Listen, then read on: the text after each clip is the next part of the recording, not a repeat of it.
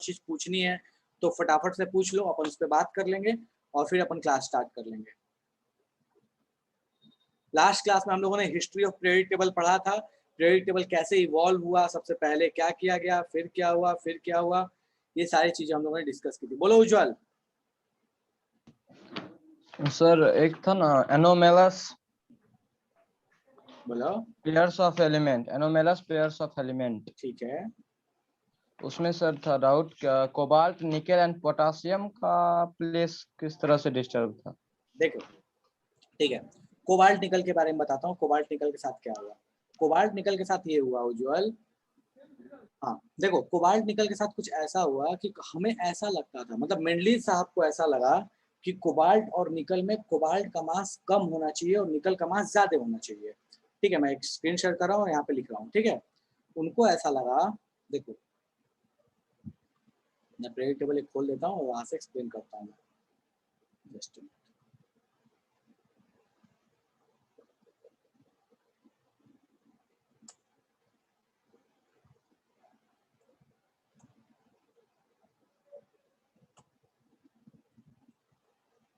हाँ देखो, यहाँ ध्यान दो, यहाँ ध्यान दो, हमें दिख क्या रहा है कि उनके हिसाब से, मेंडलीव साहब के हिसाब से कोबाल्ट का मास जो है वो कम होना चाहिए था और निकल का ज्यादा होना चाहिए था। वो ये कह रहे थे कि कोबाल्ट मेरे हिसाब से, मतलब फिजिकल और केमिकल प्रॉपर्टीज के हिसाब से, मैं कोबाल्ट को पहले प्लेस करूंगा, निकल को बाद में प्लेस करूंगा। जबकि जो उस समय तक मास मेजर किया गया था, उस समय तक जो मास मेजर किया गया था उसके हिसाब से कोबाल्ट का मास ज्यादा था निकल के कंपैरिजन में। सो अगर कोबाल्ट ज्यादा है, निकल कम है, तो उनको करना क्या चाहिए, बेसिकली पहले रखना चाहिए निकल को, बाद में कोबाल्ट को। लेकिन उन्होंने ऐसा किया नहीं। उन्होंने कहा कि हो सकता है मैंने मास ही गलत मेजर कर लिया हो, मुझे जो मास बताया गया वही मास गलत हो। ठीक है, सो ये मानते हुए कि मेरा मेजरमेंट गलत है, उन्होंने पहले क्या किया, कोबाल्ट को रख दिया, बाद में निकल को रख दिया। जबकि ऐसा था नहीं, था बिल्कुल करेक्ट मास। जो कोबाल्ट का मास उनको बताया गया था, जो उनके पास डेटा था, वो बिल्कुल सही था, निकल का भी सही था। लेकिन ऐसा क्यों आ रहा था, इसलिए आ रहा था क्योंकि जिसको उन्होंने फंडामेंटल प्रॉपर्टी माना था, वो एक्चुअल में वो प्रॉपर्टी फंडामेंटल था ही क्यों नहीं, वो था ही नहीं। ठीक है, चलो डन है, ठीक है, चलिए आते हैं जो इस पे बाद में बात करते हैं। ठीक है, बाद में बात करते हैं आप। चलो, सो लास्ट क्लास तक हम लोगों ने हिस्ट्री के बारे में बात कर लिया कि हिस्ट्री, बोलो उज्जवल। सर उस ग्रुप में देखो सुनो सुनो, मैं पोटेशियम वैसी में बता रहा हूँ। देखो ये क्या पोटेशियम, करा। मैं बता रहा हूँ, देखो देखो क्या होता है। ठीक है, कहाँ गया, जस्ट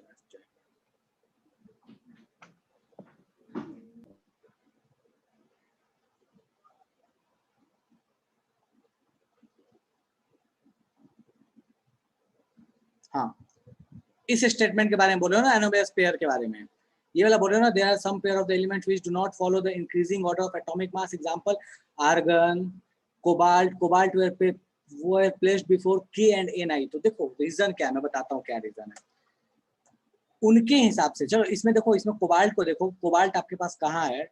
सो इसमें आपको कोबाल्ट, उन्होंने देखो एक्चुअली मैं बताता हूँ उनका सीन क्या है। उनका सीन ऐसा है कि उन्होंने जो पीरियोडिक टेबल बनाया था, उनका पीरियोडिक टेबल ये है। ये वो पीरियोडिक टेबल नहीं है जिसको हम आज देख रहे हैं। और इस पीरियोडिक टेबल के हिसाब से जब तुम देखोगे तो उनका जो थियोरी था कि उन्होंने कोबाल्ट को पहले रखा, तो वो चीज समस्या इसलिए क्रिएट कर रही थी क्योंकि वो इस पीरियोडिक टेबल को फॉलो कर रहे थे। देखो इसमें मैं दिखा रहा हूं तुमको कि समस्या कहाँ आ रहा है। देखो यहाँ पे देखो, आर्गन को पहले रखा है पोटेशियम से, आर्गन को पहले रखा है पोटेशियम से, समझो इस चीज को। ठीक है, और अपना रियल पीरियोडिक टेबल देखो, यहाँ है पोटेशियम और यहाँ है आर्गन, समझ में आ रहा है। कहा गया उज्जवल, देखो ये चीज देखो, यहाँ है आर्गन और यहाँ है पोटेशियम, लेकिन उनके पीरियोडिक टेबल में क्या है, उनके पीरियोडिक टेबल में आर्गन पहले और पोटेशियम बाद में है। समस्या यहाँ पे आ रहा है कि जो उन्होंने पोजीशंस बताए वो पोजीशंस बिल्कुल अलग अलग हो जा रहे थे। आर्गन अपने पास उधर इस साइड में प्रेजेंट है, यहाँ पे इस साइड में प्रेजेंट है। ठीक है, सो ये जो पोजीशंस थे उनमें ये पोजीशंस की डिस्क्रिपेंसी आ रही थी। अब समझ में आया, चल इसलिए वो दिया गया आर्गन और पोटेशियम वाला। एटॉमिक नंबर निकल का ज्यादा है फिर उसका मास कम कैसे हो सकता है, ऐसी हो सकता है। श्रेयांश ऐसा कोई जरूरी नहीं है कि किसी का एटॉमिक नंबर ज्यादा है तो उसका मास ज्यादा ही होगा, ये कोई रूल नहीं है। एटॉमिक मास जो होता है वो प्रोटॉन और न्यूट्रॉन दोनों पे डिपेंड करता है। हो सकता है कि न्यूट्रॉन का नंबर ज्यादा ना हो, ऐसा जरूरी, ऐसा कोई रूल थोड़ी है कि न्यूट्रॉन का जो नंबर होगा वो ज्यादा ही होगा प्रोटॉन से, ऐसा कोई रूल नहीं है। होता है वो बात अलग है, ठीक है। अब पॉसिबिलिटी ये भी तो है ना, मान लो, चलो थोड़ा सा मैं इस पे बात करता हूँ। मान लो यहाँ प्रोटॉन है, यहाँ न्यूट्रॉन है, फॉर अ टाइम बिंग। मैं मान लो कार्बन की बात कर लेता हूँ, मैं कार्बन की बात कर लेता हूँ, ठीक है।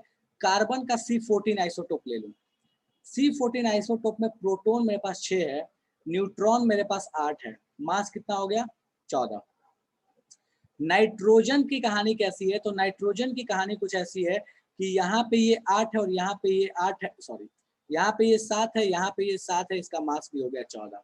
क्या ये जरूरी है? देखो यहाँ देखो, प्रोटॉन का नंबर इसमें ज्यादा है लेकिन इसमें न्यूट्रॉन कम है, इसमें प्रोटॉन का नंबर कम है लेकिन इसमें न्यूट्रॉन ज्यादा है। डन है श्रेयांश? तो ऐसा कोई रूल नहीं है कि जिसमें प्रोटॉन ज्यादा होगा उसमें न्यूट्रॉन ज्यादा ही होगा, कम भी हो सकता है ज्यादा भी हो सकता है, ऐसा कोई भी कंपलसरी कंडीशन नहीं होता है। डन है? सबसे बेस्ट एग्जांपल यार हाइड्रोजन, हाइड्रोजन में कोई न्यूट्रॉन नहीं होता, एक प्रोटॉन होता है। कोई ऐसा कंपलसरी कंडीशन है कि भैया ज्यादा ही होगा? बिना आइसोटोप के भी एग्जांपल मिल जाएंगे, तुमको ढूंढने पड़ेंगे पीरियोडिक टेबल में, बहुत सारे मिल जाएंगे बिना आइसोटोप के। तो अच्छा इससे क्या फर्क पड़ता है कि तुम आइसोटोप ले रहे हो या कोई जनरल एलिमेंट ले रहे हो?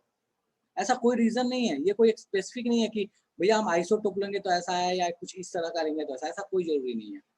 नीचे में जाओगे, देखो पीरियोडिक टेबल में नीचे में चले जाओ, जो नीचे में डी ब्लॉक्स वाले हैं ना, डी ब्लॉक वाले में चेक करो, बहुत बहुत जगह ये डिस्क्रिपेंसी मिलेगी कि बाद वाले का मास कम, पहले वाले का मास ज्यादा। तो ऐसा कोई रूल नहीं है, ठीक है। चलो बिल्कुल। सो ये अपने पास कहानी हो गई थी। लास्ट क्लास तक हम लोगों ने बात कर लिया था regarding history of periodic table, कि भैया पीरियोडिक टेबल में डोबरनियर ट्रायड क्या कहता है, न्यूलैंड साहब क्या कहते हैं। उसके बाद हम लोगों ने बात कर लिया मेंडलीव साहब के बारे में बात कर लिया था, ठीक है। आज अपन बात करने वाले हैं बेसिकली मोस्ले साहब के एक ग्राफ के बारे में, जिनके वजह से हमारा जो न्यू पीरियोडिक टेबल है, जिसको मॉडर्न पीरियोडिक टेबल बोलते हैं, वो अपना डिराइव हो पाया। पर ये बात याद रखिएगा कि कभी भी ये नहीं कह सकते कि मोस्ले साहब ने दिया है नया periodic table, modern periodic table, ऐसा नहीं है। ये मोस्ले साहब ने दिया नहीं है, उन्होंने इसका बेस बनाया है कि एक्चुअल में मॉडर्न पीरियोडिक टेबल किस बेस पे बनना चाहिए। उन्होंने ये लॉ दिया कभी नहीं है। चलो तो फटाफट से अपन आज की क्लास स्टार्ट करते हैं। किसी और को कोई डाउट है तो फटाफट से पूछ लो। अल्कली और अल्कलाइन में क्या डिफरेंस है? शुभम, ग्रुप 1 वाले को अल्कली बोलते हैं, ग्रुप 2 वाले को अल्कलाइन बोलते हैं। डिटेल्स में इसके बारे में पढ़ेंगे अपन एस ब्लॉक में कि क्यों अल्कली क्यों अल्कलाइन। पर हाँ, group 1 is alkali, group 2 is alkaline. बात करेंगे अभी नेम्स वाली चीज, अभी आया नहीं है मॉडर्न पीरियोडिक टेबल, इसमें बात करेंगे कि किस वाले को क्या बोलते हैं, ठीक है। अल्कली इसलिए बोलते हैं क्योंकि उसके जो बेसेस हैं, उसके जो ऑक्साइड्स हैं, वो वाटर में सॉल्यूबल होते हैं। और 10th क्लास में याद करो एक बात पढ़ाई जाती थी आपको, alkalies are those bases which are soluble in waters, इसीलिए हम बोलते हैं उसको अल्कली मेटल, क्योंकि उसका ऑक्साइड वाटर में सॉल्यूबल होता है। चलो डिटेल्स में बाद में बात करेंगे इस पे। सो ये अपने पास कहानी हो गई रिगार्डिंग अभी तक 3 चीजें हम लोगों ने देख ली है। हम लोगों ने डोबरनियर साहब को देख लिया, हम लोगों ने न्यूलैंड साहब को देख लिया, हम लोगों ने मेंडलीव साहब को देख लिया, इवन ग्राफ भी देख लिया है हम लोगों ने, ठीक है। सो आज अपन बात करने वाले हैं मोस्ले साहब के ग्राफ के बारे में। मोस्ले साहब जिन्होंने मॉडर्न पीरियोडिक टेबल का बेस दिया, क्या कहते हैं मोस्ले साहब? हाँ, लोथरमियर का वही बोल रहा हूँ मैं, ग्राफ देख चुके हैं अपन, ठीक है। सो लोथरमियर का के बाद अपन आते हैं दैट इज मोस्ले। देखो मोस्ले साहब ने क्या किया, मोस्ले साहब ने ग्राफ प्लॉट किया। कैसा ग्राफ?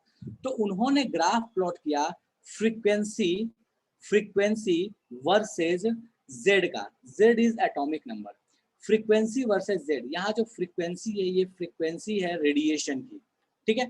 सो रेडिएशन की फ्रीक्वेंसी वर्सेस जेड का ग्राफ प्लॉट किया। अब यहाँ क्या क्या चीजें मैं यहाँ लिख देता हूँ साइड में। So F is the frequency of radiation,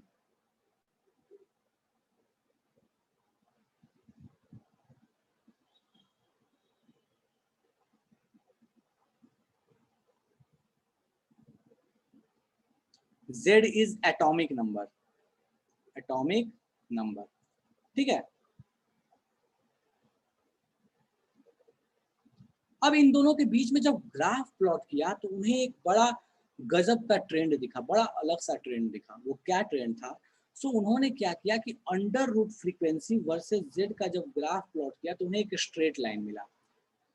अब ये के अल्फा, इसको डिटेल्स में जब पढ़िएगा कभी बड़े होइएगा, तो अभी सिलेबस में नहीं है, मैं थोड़ा सा हिंट कर देता हूँ। ये के अल्फा, एल अल्फा, इस तरीके से ये ग्राफ प्लॉट किए गए थे। के अल्फा, एल अल्फा भी आपको नहीं पढ़ना, वो बोर्स मॉडल से रिलेट होकर चीजें आती हैं, ठीक है, थोड़ी बहुत। आपके सिलेबस में दूर दूर तक नहीं है, एडवांस के सिलेबस में भी नहीं है, ठीक है। सो अब ये जो ग्राफ था, इस ग्राफ की खासियत ये थी कि एक स्ट्रेट लाइन देखने को मिलता था। उन्होंने इससे कंक्लूजन निकाला। कंक्लूजन अपने काम का है। वो कंक्लूजन क्या है? वो कंक्लूजन ये कहता है कि ये जो अंडर रूट फ्रीक्वेंसी है, ये एक्चुअल में डिपेंड कर रहा है जेड पे।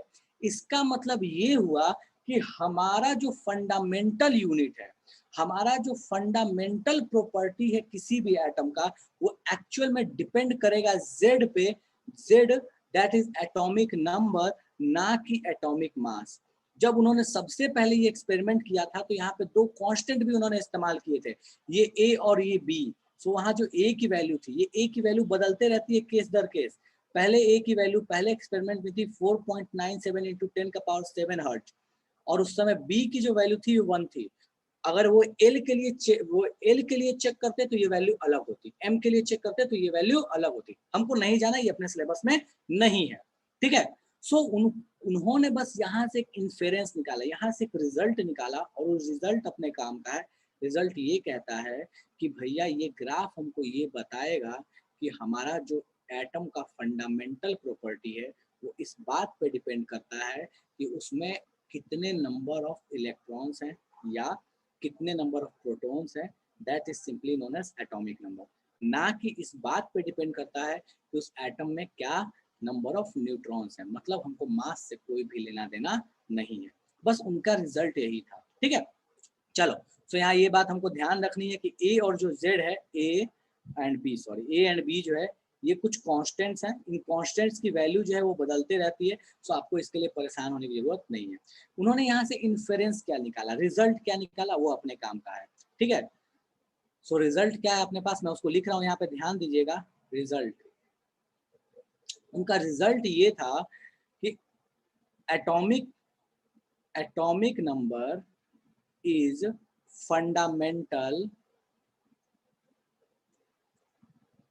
fundamental property of any element। उनका बस रिजल्ट यही था कि भैया उस ग्राफ से एक रिजल्ट आया कि किसी भी एलिमेंट की जो प्रॉपर्टी है वो एटॉमिक नंबर पे डिपेंड करेगी, ना कि एटॉमिक मास पे डिपेंड करेगी, ठीक है। अभी लिखने का टाइम दूंगा, रुक जाना, ठीक है। अब सवाल ये उठता है कि भैया ये एटॉमिक नंबर क्या चीज है, एटॉमिक नंबर किसको बोलते हैं, ठीक है। सो मैं यहाँ नीचे में लिख रहा हूँ, आप इन चीज को ध्यान दीजिएगा। थोड़ा सा एटॉमिक नंबर के बारे में चर्चा करते हैं अपन, ठीक है। सो देखो एटॉमिक नंबर क्या चीज है। एटॉमिक नंबर को हम सिंपली डिफाइन करते हैं, that is number of protons in any atom. Number of protons in any atom, in any atom. कोई बोल सकता है अच्छा नंबर ऑफ प्रोटॉन के बजाय क्या नंबर ऑफ इलेक्ट्रॉन नहीं बोल सकते? बिल्कुल बोल सकते हो, नंबर ऑफ इलेक्ट्रॉन भी बोलोगे तो चलेगा, कोई समस्या नहीं है। लेकिन बस आपको ध्यान ये रखना होगा कि जब आप नंबर ऑफ इलेक्ट्रॉन कहिएगा बेटा, तो आप वहाँ पे एक चीज मेंशन कीजिएगा, और वो ये मेंशन कीजिएगा कि वो इलेक्ट्रॉन न्यूट्रल है, वो एटम न्यूट्रल है, वहाँ एटम में कोई चार्ज नहीं है। तो आप ये भी कह सकते हैं कि this is equals to number of electrons in neutral atom, किसी चार्ज आयन में आप नंबर ऑफ इलेक्ट्रॉन काउंट करके उसका एटॉमिक नंबर नहीं बता सकते हैं, ठीक है। सो ये उनका रिजल्ट है जो हमको ध्यान रखना है, जो उस ग्राफ से आता है। वो ग्राफ कौन सा था? सो ग्राफ प्लॉट किया गया था अंडर रूट न्यू या under root frequency equals to A into Z minus B. ये ग्राफ था, ये एक स्ट्रेट लाइन ग्राफ है। तो आपको बस इस ग्राफ को बना लेना है और इसका इन्फेरेंस ध्यान रखना है। अब इस रिजल्ट से क्या हुआ? सो उस रिजल्ट से उन्होंने एक लॉ दिया। वो लॉ क्या है? वो लॉ बिल्कुल वही है जो उनका इन्फेरेंस था। क्या लॉ है भैया? सो वो कहते हैं कि the physical and chemical property of the element are periodic function of their atomic number. मतलब किसी भी एलिमेंट का जो फिजिकल और केमिकल प्रॉपर्टी है, आसान भाषा में किसी भी एलिमेंट की जो भी प्रॉपर्टी है वो एक्चुअल में किस पे डिपेंड करती है? सो एक्चुअल में इस बात पे डिपेंड करती है कि एटॉमिक नंबर क्या है। वो इस बात से उसका कोई लेना देना नहीं है कि एटॉमिक मास क्या था, उसमें नंबर ऑफ न्यूट्रॉन्स क्या थे। उसको बस इस बात से मतलब है कि उसमें एटॉमिक नंबर क्या है। तो बेटा फटाफट से आप पहले ये आसान सा ग्राफ बनाइए, आराम से ये चीज लिख लीजिएगा, ठीक है। एक एग्जाम्पल वैल्यू मैंने आपको दे दिया है ए और बी का, आप ये भी लिख लीजिएगा। हालांकि ये अलग अलग केस में अलग अलग हो सकते हैं, के अल्फा के लिए अलग, एल अल्फा के लिए अलग हो सकता है, हमको नहीं पढ़ना पर लिख लेना, ठीक है। उसके बाद ये फिजिकल ये लिख लीजिएगा लॉ, ये इनका लॉ है, इस लॉ को लिख लीजिएगा और फिर बाद में ये रिजल्ट वाली चीज लिखनी है। तो फटाफट से इसको नोट डाउन करना शुरू कीजिए और इसके डाउट है वो डाउट में बताता हूँ। बोला अमन। सर एटम का फ्रीक्वेंसी क्या होता है? एटम का फ्रीक्वेंसी तो मैंने बोला नहीं, मैंने फ्रीक्वेंसी ऑफ रेडिएशन सर बोला यहाँ है। फ्रीक्वेंसी का जो ग्राफ बना है वो फ्रीक्वेंसी है? हाँ सर ये ये फ्रीक्वेंसी फ्रीक्वेंसी है। क्या है जिससे ग्राफ बना है? अच्छा ये फ्रीक्वेंसी कहाँ से, ये किसका कौन सी फ्रीक्वेंसी? फ्रीक्वेंसी? एटम का ही है। यहाँ यस सर। रेडिएशन लिखा है। अब ये पूछ सकते हो कि कौन सा रेडिएशन, फ्रीक्वेंसी ऑफ रेडिएशन, तो ये रेडिएशन कैसा होता है ये पूछना चाहते हो? Yes sir. एटम की फ्रीक्वेंसी नहीं होती। देखो मैं समझाता हूँ इस चीज को, एक बार समझा रहा हूँ, ध्यान से सुनना इस चीज को, ठीक है, क्योंकि इस टॉपिक में बहुत ज्यादा अपन टाइम नहीं दे सकते, ओके तो मैं सर। एक बार समझाता हूँ, ध्यान से सुनना। होता क्या है कि उन्होंने ये जितने भी एक्सपेरिमेंट्स उन्होंने कैसे किए, सो उन्होंने किया क्या कि कोई भी एटम जो था, उस एटम में इलेक्ट्रॉन्स जो हैं, इलेक्ट्रॉन कभी भी किसी भी ऑर्बिट के बीच में अगर वो ट्रांजिट करता है, सो वो वहां से फोटोन रिलीज करता है, ठीक है। फोटोन मतलब वो एनर्जी रिलीज करता है। अगर वो ऊपर के ऑर्बिट से नीचे के ऑर्बिट में आएगा तो वो फोटोन रिलीज करेगा। सो ये जो फ्रीक्वेंसी वो रिलीज करता है, इसी फ्रीक्वेंसी के ग्राफ को उन्होंने प्लॉट करने की कोशिश की है एटॉमिक नंबर के साथ में, ठीक है। अगर वो इलेक्ट्रॉन जो है, अगर वो के सेल में फाइनली आता, तो उसको बोला गया कि दैट इज द के अल्फा रेडिएशन। अगर वो अपने पास एल सेल, हम पढ़े थे ना बचपन में, के एल एम एन, ठीक है। सो अगर वो के में यस आता सर। तो के, एल में आता तो एल, एम में आता तो एम, ठीक है। सो उसके अकॉर्डिंग उन्होंने रेडिएशंस का नाम दे दिया। सो ये जो वैल्यू लिखी हुई है ये के रेडिएशन की थी, मतलब अपने पास इलेक्ट्रॉन जब हायर ऑर्बिट से के सेल में आया, जो फोटोन रिलीज किया, उस फोटोन की ये क्या है, फ्रीक्वेंसी है। डन है? Okay sir. हाँ। Yes sir. एटम का कोई फ्रीक्वेंसी नहीं होता। अगर एल में आता तो एल बोलते, एम में आता तो एम बोलते। अल्फा क्यों बोलते हैं? क्योंकि वो रेडिएशन अल्फा मतलब एक्चुअली बहुत हायर फ्रीक्वेंसी में था, इसलिए उसका वर्ड यूज कर लेते हैं, बाकी और कोई दिक्कत नहीं। चलो, तो रेडिएशन था, ना कि किसी एटम की फ्रीक्वेंसी है, ठीक है। चलो फटाफट छापो इसको, बोलो उज्जवल। सर ये के अल्फा क्या बता रहे थे? के अल्फा, एल अल्फा? देखो मैं ये बोल रहा था कि एटम में जब किसी हायर ऑर्बिट से लोअर ऑर्बिट में इलेक्ट्रॉन आया, सो अगर मान लो वो के में आया, सो वहां का जो फ्रीक्वेंसी था उसको प्लॉट किया वर्सेस एटॉमिक नंबर। मान लो वो किसी हायर ऑर्बिट से सेकेंड ऑर्बिट में आया, वहां जो फोटोन आया उसके फ्रीक्वेंसी को प्लॉट किया वर्सेस जेड का। सो अलग अलग केसेस में, एक बार के केस में, एक बार एल के केस में, एक बार एम के केस में प्लॉट किया, तो हर केस में लगभग लगभग, ये एग्जैक्ट ग्राफ नहीं है, लगभग लगभग वो एक स्ट्रेट लाइन मिलता था। और तब जाकर उन्होंने कंक्लूजन दिया कि भैया ये कहीं ना कहीं अंडर रूट फ्रीक्वेंसी जो है वो डिपेंड कर रहा है एटॉमिक नंबर पे, ना कि मास पे, ठीक है। सर एक मैंने हाईलाइट जो किया वो थोड़ा देख। क्या हाईलाइट किया है? ये ये square root of, yes yes. अरे ये वैल्यूज है बाबू, समझो। देखो इसे क्या चीज है, एक्चुअल में जो फ्रीक्वेंसी होती है ना उसका रेंज बहुत बड़ा होता है, बहुत बड़े रेंज की फ्रीक्वेंसी होती है। सो उन्होंने क्या किया ना, अब ऐसे समझो कि मान लो कि 10 की पावर 8 के रेंज की फ्रीक्वेंसी को आप इस लाइन पे कैसे करोगे।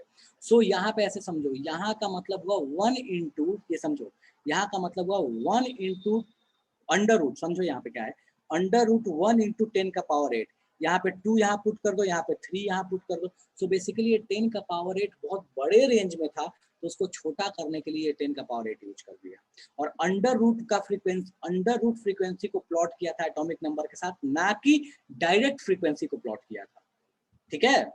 इसलिए ये अंडर रूट का यूज किया गया, और 10 की पावर 8 बस यूनिट को मैनेज करने के लिए यूज किया गया है।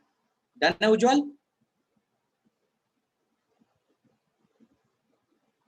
उज्जवल डन है?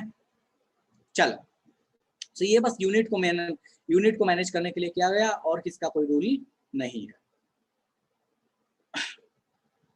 अब जैसे मान लो मेरे को बोला गया कि किलोमीटर वर्सेज आवर, या ऐसे बोलो कि मैं कितना मिलीमीटर चला वर्सेज आवर का ग्राफ प्लॉट करो। तो भैया 1 आवर में तो मैं बहुत मिलीमीटर चल लूंगा, तो मिलीमीटर में अगर प्लॉट करता तो मैं यहाँ क्या करता, 10 की पावर 5, 10 की पावर 6, इसके टर्म में मैं मेजर करता कि भाई 10 लाख मिलीमीटर, 11 लाख मिलीमीटर। तो यहाँ पे 10, 11, 12 लिखता और लाख के लिए यहाँ पे मल्टीप्लाई कर देता। डन है? चलो ठीक है। सो नेक्स्ट लिखो फटाफट से, इसको नोट डाउन करो, फिर आगे बढ़ते हैं अपन।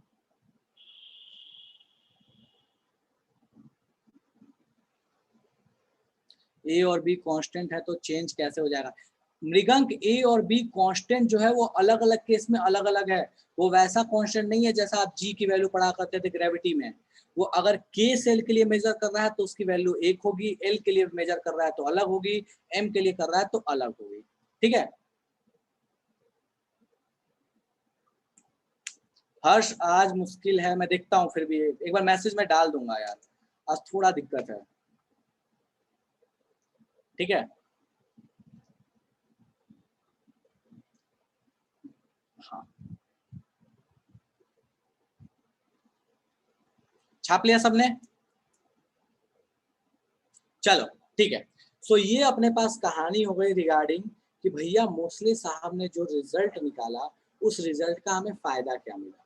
अब बात आती है, चलो ये तो मान लिए, क्या इससे जो पीरियडिक टेबल बना क्या वो सही बन गया, क्या उसमें कोई कमियां नहीं थी? सो इससे जो पीरियडिक टेबल बना अब उस पर अपन थोड़ा सा गौर फरमाते हैं। चलो, ये उसी का एक डेटा है कि एग्जैक्टली कहाँ कहाँ पे कौन कौन से एलिमेंट्स मिले। कोई काम का नहीं है, बस एक डेटा है कि ये कैसे कैसे एलिमेंट्स मिले थे, उसके रिगार्डिंग बनाना नहीं है, बस एक प्रैक्टिकल डेटा है, आपको देखने के लिए ये लगा दिया है मैंने, बाकी और कुछ भी नहीं। ठीक है? चलो, सो मोस्ले साहब के बाद, मोस्ले साहब के सजेशन के बाद एक पीरियडिक टेबल अपने पास बन के तैयार हुई, जो कि आपके स्क्रीन पे दिख रहा है। अब इस पीरियडिक टेबल में क्या किया गया, तो इस पीरियडिक टेबल में किया ये गया कि इसको बहुत अलग अलग पार्ट्स में बनाया गया। कैसे? सो बोला गया कि देखो यार, कुछ ऐसा है कि जो शुरू के जो 2 कॉलम हैं, इन 2 कॉलम को हम एस ब्लॉक बोलेंगे। ठीक है? अभी लिखना नहीं है। ये जो बीच वाले जो ये है 10, इसके लिए हम बोलेंगे कि ये डी ब्लॉक है। ये जो लास्ट के 6 हैं, इसको हम बोलेंगे कि ये अपने पास पी ब्लॉक है, और ये जो नीचे वाला है इसके लिए हम बोलेंगे कि एफ ब्लॉक है। ठीक है? सो इसको बेसिकली 4 पार्ट में रखा गया है। अब ये 4 पार्ट कैसे एक दूसरे से को रिलेटेड है, इनका रिलेशन क्या है, उसके बारे में अपन चर्चा करेंगे। लेकिन इसमें जो बेसिक चीजें उसको अपने को ध्यान रखना है। क्या क्या ध्यान रखना? सबसे पहले अपने पास है एस ब्लॉक, बीच में है डी ब्लॉक, साइड में है पी ब्लॉक, नीचे में है एफ ब्लॉक। ये ध्यान रखना है पहली चीज। दूसरी चीज, उन्होंने कहा, जो मेंडलीव साहब ऑलरेडी कहते आ रहे थे, उन्होंने कहा कि जो ये सीधे सीधे जो कॉलम्स हैं इनको हम ग्रुप्स बोलेंगे, जो ये हॉरिजॉन्टल जो रोज हैं इनको हम पीरियड बोलेंगे, जो सीधे सीधे वाले हैं ये ग्रुप्स कहलाएंगे, जो हॉरिजॉन्टल वाले हैं ये पीरियड कहलाएंगे। ठीक है? अब पूछा गया कि भैया अपने पास ग्रुप्स कितने हैं? सो उन्होंने बोला कि अपने पास टोटल जो ग्रुप्स होंगे, जो मॉडर्न पीरियड टेबल में बने, वो कितने बने? 18 बने। तो मॉडर्न पीरियड टेबल में टोटल नंबर ऑफ ग्रुप्स कितने हो गए? 18 हो गए। टोटल नंबर ऑफ पीरियड्स कितने हुए? तो टोटल नंबर ऑफ पीरियड्स अभी तक के हिसाब से, हो सकता है आगे में बढ़ जाए और इवन बढ़ चुका है, 8वां आ चुका है, पर अभी तक आपके सिलेबस के हिसाब से उन्होंने, या मॉडर्न पीरियड टेबल में हम 7 पीरियड के बारे में पढ़ते हैं, 7 के बारे में पढ़ते हैं, और 7th को हम उस समय के हिसाब से, जिस समय आपको पढ़ना है उस समय के हिसाब से 7th जो है वो एक्चुअल में इनकम्प्लीट है, मतलब 7th के भी सारे एलिमेंट डिस्कवर्ड नहीं है, हालांकि यहाँ बना के दिया हुआ है। ठीक है? सो ये अपने पास कहानी हो गई मॉडर्न पीरियड टेबल की, जो सीधे सीधे है वो ग्रुप है और जो हॉरिजॉन्टल है वो पीरियड है। अब बात क्या आती है कि भैया ये ग्रुप और पीरियड की खासियत क्या है? समझिएगा इस चीज को ध्यान से, ये आगे लिखने को मिलेगा, अभी आप समझिए इस चीज को। कहता है कि एक ग्रुप में जितने भी एलिमेंट होंगे उन सबकी प्रॉपर्टी एक दूसरे से मिलती जुलती होगी।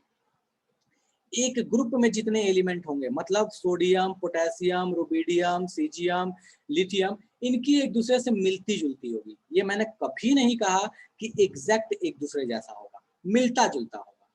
अब वो मिलता जुलता क्यों होगा, उसका रीजन क्या है? तो उसका रीजन ये है कि एक ग्रुप में पाए जाने वाले जितने भी एलिमेंट्स हैं, उनका इलेक्ट्रॉनिक कॉन्फ़िगरेशन जब लिखा जाएगा, अभी आपको नहीं आता लिखने, बचपन में KLMN थोड़ा बहुत आप पढ़े थे, कोई दिक्कत नहीं है। उनका जब इलेक्ट्रॉनिक कॉन्फ़िगरेशन लिखा जाएगा तो उनके आउटर मोस्ट सेल में जो नंबर ऑफ इलेक्ट्रॉन्स आएंगे वो सेम आएंगे। मतलब आपको यहाँ से एक चीज क्लियर हो जानी चाहिए, और वो ये है कि अगर अपने पास लिथियम के आउटर मोस्ट में एक इलेक्ट्रॉन आएगा तो सीजियम के आउटर मोस्ट सेल में भी एक ही इलेक्ट्रॉन आएगा। अगर कार्बन के आउटर मोस्ट सेल में 4 इलेक्ट्रॉन आएंगे तो यहाँ लेड के भी आउटर मोस्ट सेल में 4 ही इलेक्ट्रॉन आएंगे। अगर फ्लोरीन में आपके पास आउटर मोस्ट में 7 इलेक्ट्रॉन आएंगे तो ब्रोमीन के भी आउटर मोस्ट सेल में 7 इलेक्ट्रॉन ही आएंगे। सो हमको ये पता चला कि एक ग्रुप में सारे ऐसे एलिमेंट हैं जिनकी प्रॉपर्टी एक दूसरे से मिलती जुलती है। और वो क्यों मिलती जुलती है? क्योंकि उनके आउटर मोस्ट में जो वैलेंस सेल जिसको बोलते हैं, उसमें नंबर ऑफ इलेक्ट्रॉन सेम है। तो ये हो गई आपके ग्रुप की प्रॉपर्टी, ग्रुप में आखिर क्या खासियत है। अब होता है कि एक पीरियड में आने वाले एलिमेंट्स के साथ क्या खासियत होगी। सो एक पीरियड में जितने भी एलिमेंट्स आएंगे, ध्यान से सुनिएगा इस बात को, एक पीरियड में जितने भी एलिमेंट्स आएंगे उनमें नंबर ऑफ सेल्स ऑक्युपाइड, मतलब वो कितने ऑर्बिट्स उन्होंने घेरे हैं, कितने ऑर्बिट्स में इलेक्ट्रॉन है। फॉर एग्जांपल, अगर सोडियम ने 3 ऑर्बिट घेरा है इलेक्ट्रॉन लेने के लिए, इलेक्ट्रॉन का इसका कॉन्फ़िगरेशन लिखना नहीं याद है तो कोई बात नहीं, पर हाँ थोड़ा बहुत गलती से याद जरूर होगा, 2, 8 और 1 लिखा करते थे। सो इसने कितने ऑर्बिट को ऑक्युपाई किया है? 3 ऑर्बिट को ऑक्युपाई किया है। सो एक पीरियड में जितने भी एलिमेंट्स आएंगे उनकी खासियत ये है कि वो सेम नंबर ऑफ ऑर्बिट्स या सेल्स, ऑर्बिट को ही सेल बोलते हैं, ऑक्युपाई करेंगे। मतलब सोडियम अगर 3 सेल ऑक्युपाई किया होगा तो मैग्नीशियम भी 3 ही ऑक्युपाई किया होगा। उसके बाद अपने पास एल्यूमिनियम ने भी 3 ही ऑक्युपाई किया होगा। Silicon, potassium, silicon, phosphorus, sulphur, chlorine, इन सारों ने कितने कितने सेल्स ऑक्युपाई किए होंगे? 3 सेल्स ऑक्युपाई किए होंगे। सो पीरियड की खासियत यह है कि उसमें जितने भी एलिमेंट्स आएंगे उसमें number of shells occupied same होगा। ग्रुप की खासियत यह है कि उसमें number of electrons in outermost shell जो होगा वो सेम रहेगा। और जो ग्रुप में जितने एलिमेंट्स हैं उनकी प्रॉपर्टी भी क्या रहने वाली है? एक दूसरे से मिलती जुलती रहने वाली है। अभी मैं राम कथा बोल रहा हूँ, इसको लिखना अभी नहीं है, लिखवाया जाएगा, आपको परेशान नहीं होइएगा। तो ये खासियत हो गई अपने पास मॉडर्न पीरियडिक टेबल की। बोला गया कि चलो ठीक है, ये तो हम समझ गए।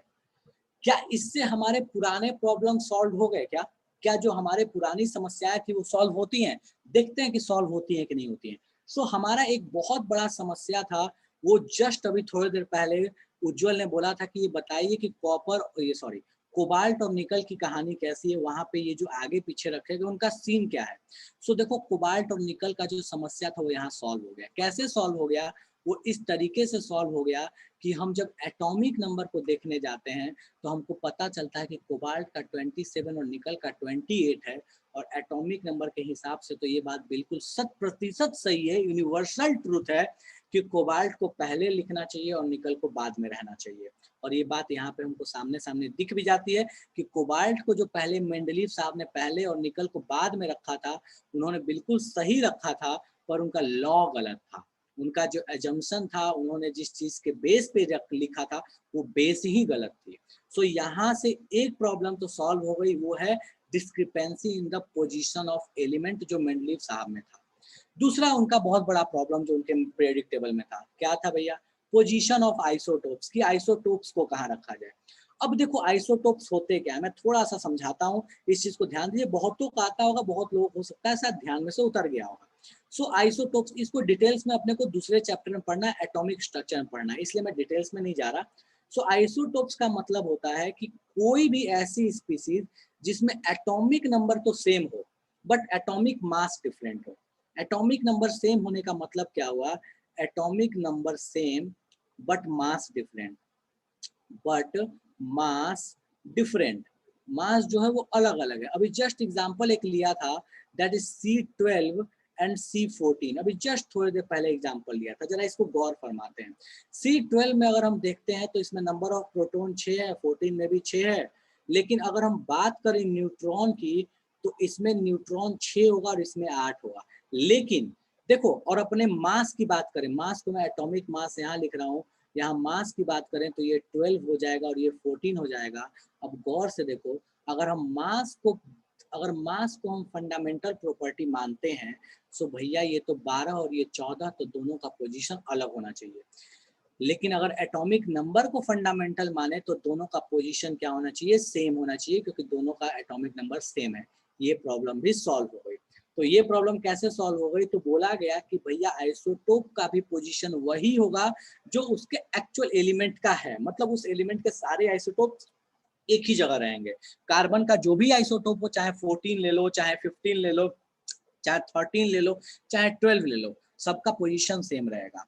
हाइड्रोजन के जितने आइसोटोप्स हैं उनका भी पोजीशन सेम रहेगा। अब बात यहाँ पे आ जाती है फिर घूम फिर के last problem, that is hydrogen, कि क्या हाइड्रोजन वाली समस्या का समाधान हुआ क्या यहाँ पे।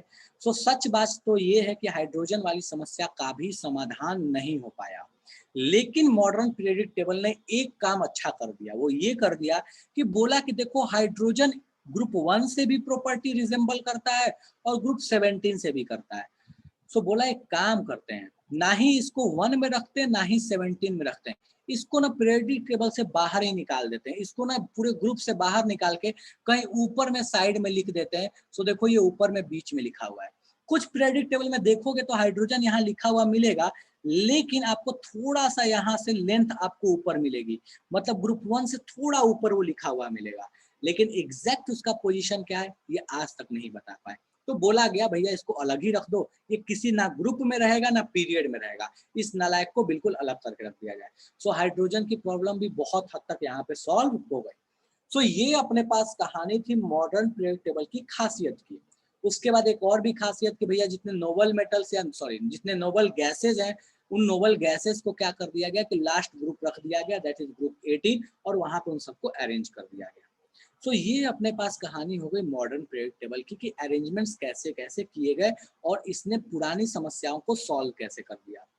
लेकिन बात आज भी फिर यही आती है कि क्या ये परफेक्ट है? नहीं, ये भी परफेक्ट नहीं है। कैसे? पहली गलती, हाइड्रोजन जिसको हमने अभी जस्ट खूबी माना, वो एक्चुअल में खूबी के साथ गलती भी है। पोजीशन नहीं बताया तो गलती है। सो हाइड्रोजन का पोजीशन आज भी समस्या का एक जड़ है, तो ये एक कमी है मॉडर्न पीरियोडिक टेबल की। दूसरी जो सबसे बड़ी कमी है, और सारी कमियां छोटी छोटी हैं, लेकिन दूसरी जो एक बहुत भयानक कमी है इस पीरियोडिक टेबल में, वो ये है कि सारे एलिमेंट को कॉन्फ़िगरेशन के अकॉर्डिंग नहीं रखा गया है। सारे एलिमेंट कॉन्फ़िगरेशन के अकॉर्डिंग नहीं है, कुछ इसमें गलती भी है, और उसका एक जो सबसे बड़ा एग्जाम्पल है वो अपने पास एग्जाम्पल है हीलियम का। हीलियम का जब आप पोजीशन निकालोगे जिस कॉन्फ़िगरेशन के हिसाब से रखा गया है, वो हीलियम का पोजीशन गलत है। हीलियम को इस जगह नहीं आना चाहिए, लेकिन क्यों रखा गया इस हीलियम को इस जगह? यहाँ पे रखने का पुराना कॉन्सेप्ट मेंडलीव साहब से उठ के आता है, इसलिए रखा गया कि भले ही इसका कॉन्फ़िगरेशन अलग हो, लेकिन ये प्रॉपर्टी नियन, आर्गन, क्रिप्टन, जेनन और रेडॉन जैसा दिखाता है, इसलिए इसको इसी के फैमिली के साथ रख दिया गया। हालांकि कॉन्फ़िगरेशन के अकॉर्डिंग ये सही नहीं है। दूसरी बहुत बड़ी कमी, और भी कमियां हैं पर दूसरी बहुत बड़ी कमी, ये जो नीचे में एफ ब्लॉक को रखा गया, इसको इसमें एकोमोडेट नहीं कर पाए, इसको इसके अंदर नहीं रख पाए, इसको अलग हमें प्लेस करना पड़ गया। सो ये भी एक कमी थी कि भैया आप सारे एलिमेंट्स को जब प्लेस कर रहे हो तो इसको क्यों आप अलग कर रहे हो? क्या ये आपके फैमिली से अलग का है? तो भैया ये भी एक इसके पीरियोडिक टेबल की, मॉडर्न पीरियोडिक टेबल की एक कमी बन के उभर आई। सो ये कुछ खूबियां और कुछ कमियां हैं मॉडर्न पीरियोडिक टेबल की जो हमें देखने को मिलती हैं। हो सकता है कि टाइम के साथ ये चीजें भी सही हो जाए, पर अभी जिस वक्त में हम ये पढ़ रहे हैं उस वक्त की कहानी यही है। ठीक है, चलो सो अपन आते हैं फटाफट इसके थ्योरेटिकल पार्ट पे। चलो सो अपन फटाफट से यहाँ बात कर लेते हैं, आते हैं श्रेयांश, उन सब पे मैं बात करता हूँ। ठीक है, तो बोलता क्या है कि मॉडर्न पीरियोडिक टेबल में 7 हॉरिजॉन्टल रोज हैं जिनको पीरियड बोलते हैं, ठीक है, और 18 वर्टिकल कॉलम हैं जिनको ग्रुप्स बोलते हैं। ठीक है, उसके बाद बोलता क्या है कि सेम पीरियड से जो एलिमेंट मिलेंगे उनका जो सेम पीरियड में होंगे, सेम हॉरिजॉन्टल रो में जो एलिमेंट होंगे उनका पीरियड क्या रहेगा? सेम रहेगा। क्यों? क्योंकि उनका आउटर मोस्ट सेल का जो नंबर है जो उन्होंने ऑक्युपाई किया वो क्या है? सेम है। जितने नंबर ऑफ सेल्स उन्होंने ऑक्युपाई किए हैं, ठीक है।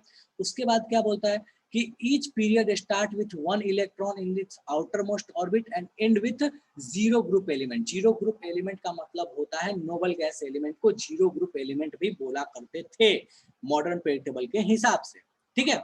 उसके बाद क्या बोलता है कि the group number indicates, group number क्या इंडिकेट करता है, number of electrons in the outer most orbit, outer most orbit में कितने इलेक्ट्रॉन्स हैं। Thus the element belonging to same group, जो सेम ग्रुप के एलिमेंट होंगे, have the same outermost electronic configuration, मतलब एक ग्रुप के जो एलिमेंट होंगे उनका आउटरमोस्ट इलेक्ट्रॉनिक कॉन्फ़िगरेशन सेम होगा। जस्ट हमने देखा था लिथियम, पोटेशियम, सोडियम वाला कि अगर एक एक इलेक्ट्रॉन है वैलेंस तो सब में एक एक इलेक्ट्रॉन ही रहेगा एक ग्रुप में, अगर हम बात करें तो। नेक्स्ट अपने पास की element belonging to same group so same chemical property, मतलब एक ग्रुप के जितने भी एलिमेंट्स थे उनकी प्रॉपर्टीज बहुत हद तक क्या होंगी, सिमिलर होगी। केमिकल तो सिमिलर होगी, फिजिकल हो सकता है कुछ सिमिलर हो कुछ सिमिलर ना हो। एग्जाम्पल के तौर पे लिथियम थोड़ा हार्ड होता है लेकिन सोडियम थोड़ा सॉफ्ट हो जाता है, ठीक है। सो अपने पास इधर आ जाए तो फ्लोरीन तो गैस होता है, क्लोरीन गैस होता है, लेकिन ब्रोमीन लिक्विड और आयोडीन सॉलिड हो जाता है। सो केमिकल प्रॉपर्टी तो एक जैसी मिलती जुलती रहेंगी, पर हो सकता है कि फिजिकल प्रॉपर्टी थोड़ा अलग हो जाए। उसके बाद ये पीरियड्स अपने पास कौन कौन से हैं, तो पीरियड 1 है, 2 है, 3 है, 4 है, 5 है, 6 एंड 7 है। हर पीरियड में कितने कितने एलिमेंट्स हैं, तो 1 में 2 है, दूसरे में और तीसरे में 8 है, चौथे और पांचवें में 18 है, छठे में 32 है, सातवें में 32 है। अगर इस नंबर को सोच के देखोगे तो बचपन का एक नंबर याद आएगा जो आपको 2n² पढ़ाया जाता था, कि पहले ऑर्बिट में 2 इलेक्ट्रॉन, दूसरे ऑर्बिट में आपको पढ़ाया जाता था 8, फिर 18, फिर 32, ठीक है। तो ये वाली कहानी देखो यहाँ कुछ कुछ मिलती जुलती दिख रही है, लेकिन ऐसा क्यों है ये हम कभी बाद में पढ़ेंगे जब हम एटॉमिक नंबर को थोड़ा डेप्थ में समझेंगे, जब कॉन्फ़िगरेशन को थोड़ा डेप्थ में समझेंगे, ठीक है। सो ये आपकी कहानी हो गई रिगार्डिंग मॉडर्न पीरियड टेबल। इसको फटाफट से लिखो। श्रेयांश ने एक चीज पूछी है कि भैया यहाँ पे ये जो चीज लिखा हुआ है ये क्या है, ये UUT, ये UUP, ये UUS, तो ये है IUPAC नोमेनक्लेचर। अब ये कुछ ऐसे एलिमेंट्स हैं जिनको बना तो दिया गया, ठीक है, लेकिन उनका नाम जो है वो कैसे रखा जाए, तो IUPAC ने बोला यार कि मैं एक स्टैंडर्ड रूल देता हूँ, उसके अकॉर्डिंग नाम रख दो। बिल्कुल वैसे जैसे बचपन में आपने इथेन, मिथेन, प्रोपेन, ब्यूटेन पढ़ा था, ठीक है। सो उसके अकॉर्डिंग इनका नाम रखा गया है। सो वही चीज है जो UUP, UUS करके अपने को देखने को मिलता है। फटाफट से हेडिंग डालिए बेटा मॉडर्न पीरियड टेबल, और इसको छापिए silent feature of modern period table, फटाफट से, ठीक है। इसके बाद कुछ कुछ और चीजें अपन लिखेंगे। कोई यूज है इनका श्रेयांश, बिल्कुल कभी कभी क्वेश्चन आते हैं, अपन पढ़ेंगे इसको, जस्ट इसके बाद पढ़ेंगे। मृगंक बोल रहा है कि अगर कॉन्फ़िगरेशन के अकॉर्डिंग हीलियम को लिखते तो कहाँ लिखते, कॉन्फ़िगरेशन के अकॉर्डिंग हीलियम को लिखते तो हीलियम को ग्रुप 2 में आना चाहिए था मृगंक, क्योंकि आउटर मोस्ट सेल में कितने इलेक्ट्रॉन्स हैं उसके, 2 हैं। सो उसका ग्रुप कौन सा होना चाहिए था, 2 होना चाहिए था, लेकिन उसको रखा गया है 18th में, ठीक है। अभी बात करेंगे उस पर भी कि भैया वो 2 कैसे होना चाहिए था, जब हम कॉन्फ़िगरेशन लिख के बात करेंगे एलिमेंट्स को आइडेंटिफाई करने के लिए कि किसका पोजीशन कौन सा होता है। छापिए इसको, और किसी को तकलीफ है तो फटाफट हैंड रेज कीजिए और अपनी तकलीफ प्रकट कर लीजिए, उस पर वार्तालाप अपन कर लेंगे।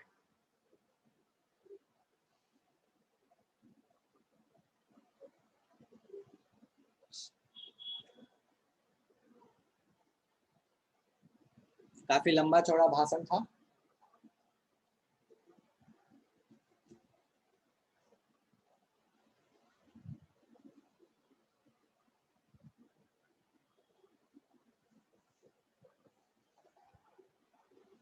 काफी आसान है, बस चीजें आपको थोड़ी बहुत ध्यान रखनी है।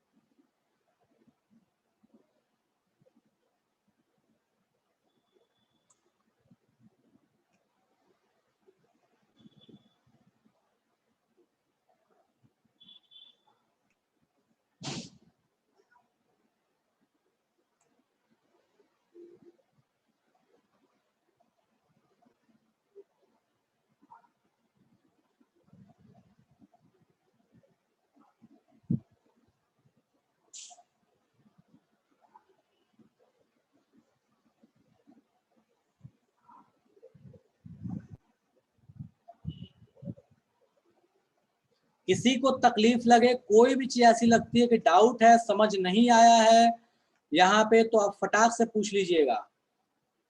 सोचने का नहीं है कि भैया वो छोड़ो जाने दो बाद में पूछेंगे या कुछ भी। डाउट है तुरंत पूछो कि हाँ भैया क्या डाउट है, क्या चीज समझ नहीं आया, क्या लग रहा है कि ऊपर से चला गया।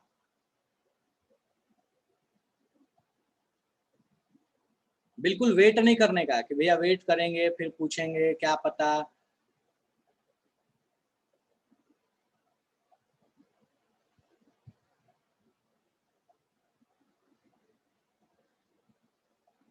कोई ऐसा जो अभी भी इसको नोट कर रहा है? कोई ऐसा जो अभी भी इसको नोट कर रहा है?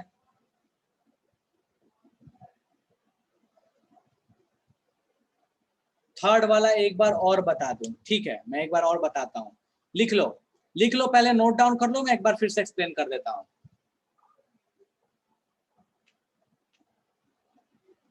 श्रेयांश मैं दोनों एक्सप्लेन कर देता हूं, ठीक है।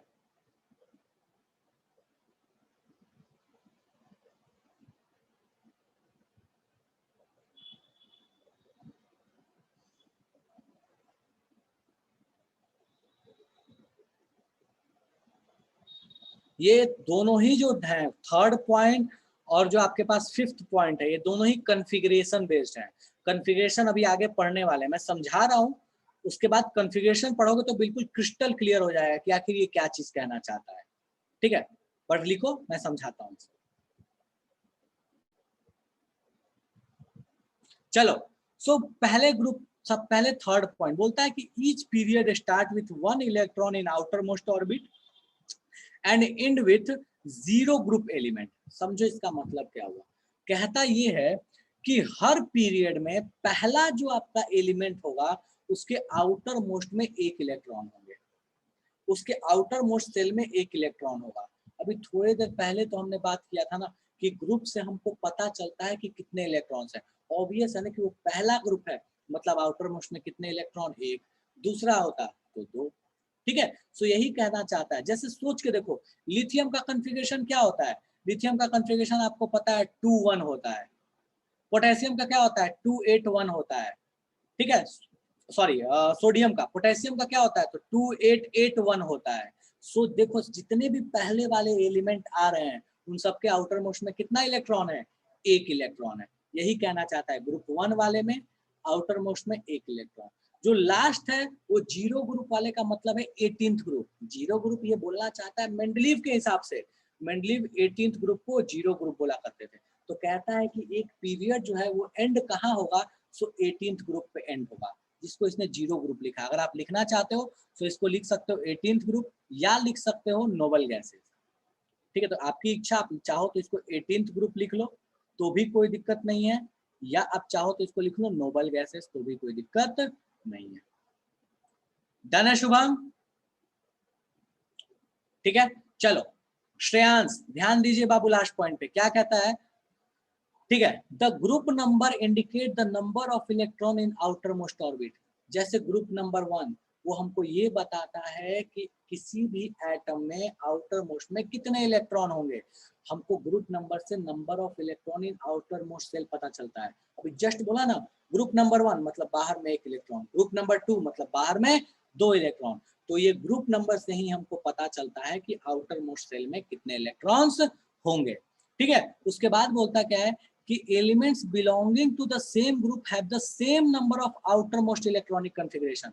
भैया सेम नंबर से अगर बिलोंग करेगा तो outermost electronic configuration same ही होगा। मतलब आउटर मोस्ट में एक इलेक्ट्रॉन तो एक ही इलेक्ट्रॉन रहेगा, दो इलेक्ट्रॉन तो दो ही इलेक्ट्रॉन रहेगा, पांच तो पांच ही रहेगा। डन है श्रेयांश? इसमें जो सबसे इंपॉर्टेंट पॉइंट है वो ध्यान रखिएगा, वो सबसे इंपॉर्टेंट पॉइंट ये और ये है, ये दोनों सबसे इंपॉर्टेंट पॉइंट्स हैं जो आपको भविष्य में बहुत ज्यादा काम आएंगे, बाकी उतने इंपॉर्टेंट नहीं है। ग्रुप 18 मतलब 18 इलेक्ट्रॉन्स होगा लास्ट में। नहीं श्रेयांश, ऐसा कभी नहीं बोला मैंने बोलते हुए 1 और 2 पे रुक गया था। ग्रुप 18 पे मैंने कभी नहीं बोला कि 18 इलेक्ट्रॉन होगा। ग्रुप 18 में आउटर मोस्ट में 8 होता है, लेकिन कैसे होता है इसके लिए थोड़ा इंतजार करो, अभी नहीं, थोड़ा इंतजार करो, वो 8 कैसे होता है पता चल जाएगा। ठीक है, चलो, सो ये आपके पास कहानी हो गई रिगार्डिंग मॉडर्न पीरियड टेबल की खासियत की। थोड़ी देर पहले हमने कमियों पे बात की थी, कमियों के बारे में भी देख लेते हैं। चलो, सो भैया डिमेरिट क्या है मॉडर्न पीरियड टेबल की? पहली डिमेरिट, हाइड्रोजन का पोजीशन अभी भी गर्त में है। दूसरी डिमेरिट, लेंथेनॉइड्स और एक्टेनॉइड्स को मेन बॉडी में नहीं ला पाना। क्या होते हैं लेंथेनॉइड और एक्टेनॉइड? ध्यान दो, इस जो नीचे के ये जो दोनों हैं इसको बोलते हैं लेंथेनॉइड, इसको बोलते हैं एक्टिनॉइड। तो ये सीरीज का नाम है लेंथेनॉइड, इसका नाम है एक्टिनॉइड। ये क्यों है? तो इसका इसलिए क्योंकि ये जो दोनों स्टार्ट होते हैं, इनके जो पहले एलिमेंट हैं वो यहाँ पे होते हैं, लेंथेनम और एक्टेनम, इसलिए इनका नाम है, ये लेंथेनम का सीरीज है तो लेंथेनॉइड, एक्टेनम का है एक्टेनॉइड। इसको बाद में बहुत डिटेल्स में पढ़ना है जब एफ ब्लॉक पढ़ोगे, फिलहाल के लिए नाम ध्यान रखो, नीचे वाला लेंथेनॉइड और एक्टेनॉइड कहलाता है। सो इनको मेन बॉडी पीरियड टेबल में आप नहीं रख पाए, ये एक कमी है। तीसरी कमी,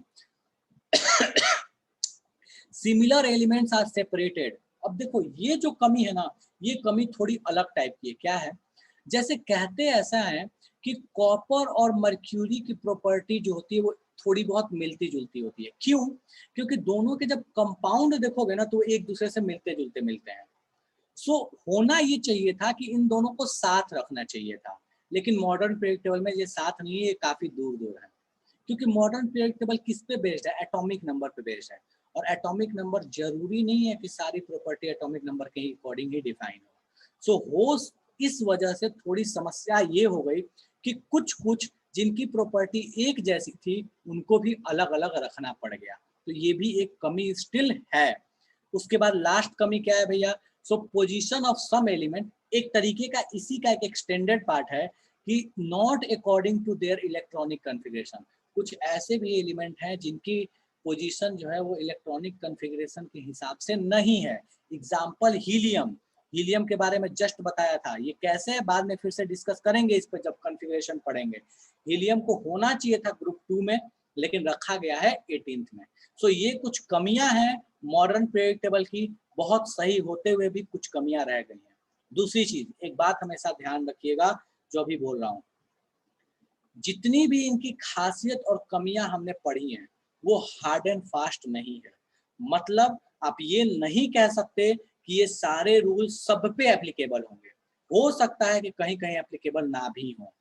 हम हार्ड एंड फास्ट नहीं पढ़ते हैं, हम प्रोबेबिलिटी के हिसाब से पढ़ते हैं कि 90 to 95% केस में ये सही है। जहां पे ये हार्ड एंड फास्ट गलत होगा, एक्सेप्शंस आएंगे, जहां पे भी एक्सेप्शन या हार्ड एंड फास्ट गलत होगा उसका डिटेल्स हम जब ब्लॉक्स पढ़ेंगे वहां बात करेंगे। S block, P block, D block, F block, ये आपके अलग अलग चैप्टर्स हैं, उसमें बात करेंगे उन 5% के बारे में, जो ये 5% एक्सेप्शन है। यहाँ पे हम 90 to 95% के बारे में बात करेंगे जो जनरल है। तो इस चीज को थोड़ा सा ध्यान रखिएगा, छापिए इसको फटाफट से, ठीक है? और कोई ऐसी चीज जो आपको लगती है समझ नहीं आई तो आप पूछ लीजिएगा।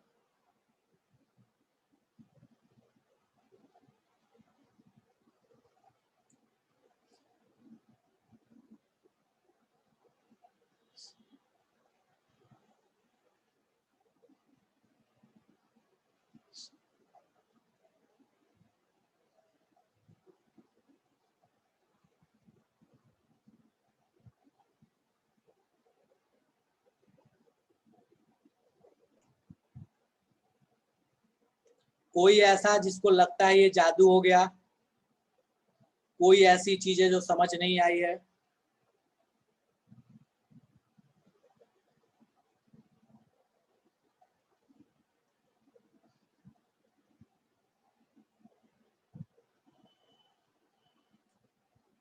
लिख लिया है सबने? कोई अभी भी लिख रहा है? कोई ऐसा जो नोट डाउन कर रहा है स्टिल? करो, लिखो लिखो, कोई दिक्कत नहीं है, लिखो आराम से लिखो, कोई जल्दी नहीं है।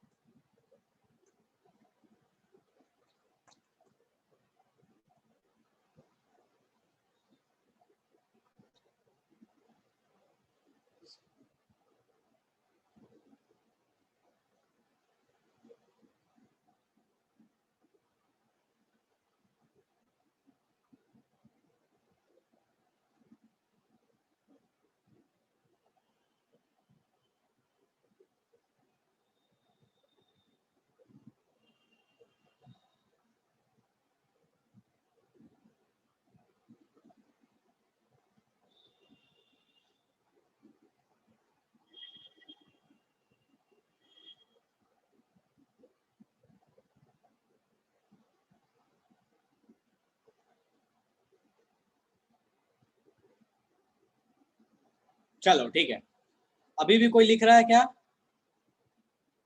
ठीक है ठीक है ठीक है, अभी भी कोई ऐसा जो नोट डाउन कर रहा है?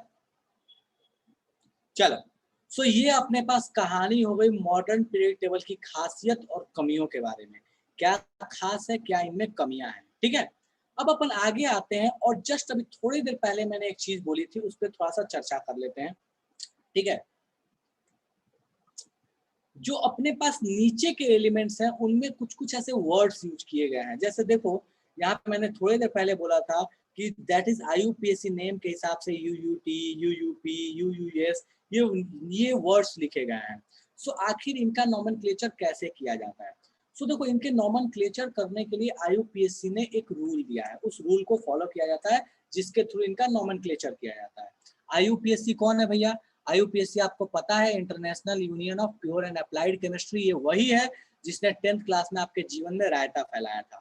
हालांकि आपके सिलेबस से बाहर हो चुका था नॉमेनक्लेचर, तो बहुत लोग हो सकता है ना पढ़े हों, लेकिन वो जो नॉमेनक्लेचर क्लास 10th में था that was IUPAC nomenclature, ethane, methane, butane, butanoic acid, ये सब जो पढ़ा करते थे। चलो जरा इधर गौर फरमाते हैं। सो इधर हमको दिखता क्या है कि IUPAC ने बस बहुत सिंपल सा सजेशन दिया है। क्या दिया है?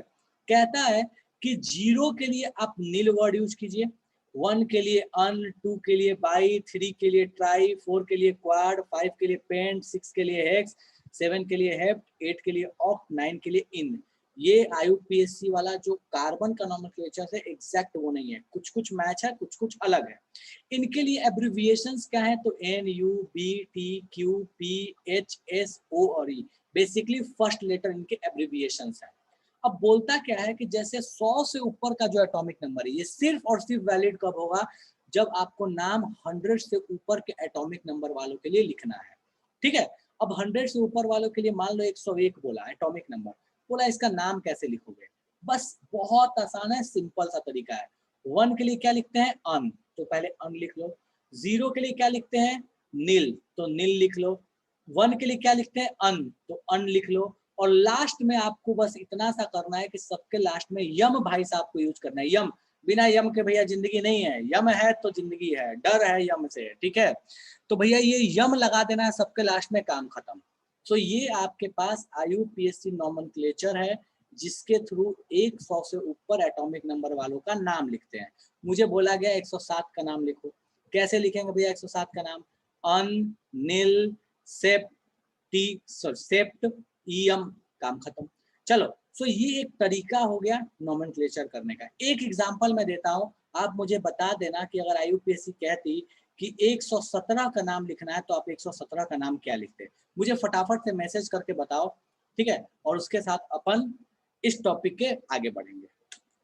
चलो जल्दी से बताओ 117 का नाम क्या होगा?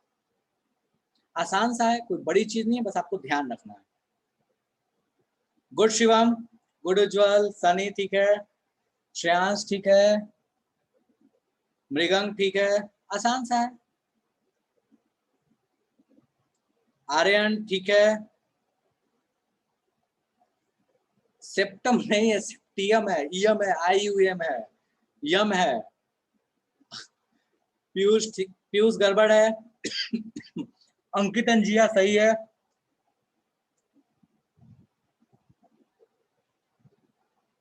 विनय गलत है, शुभम सही है, क्रिश सही है।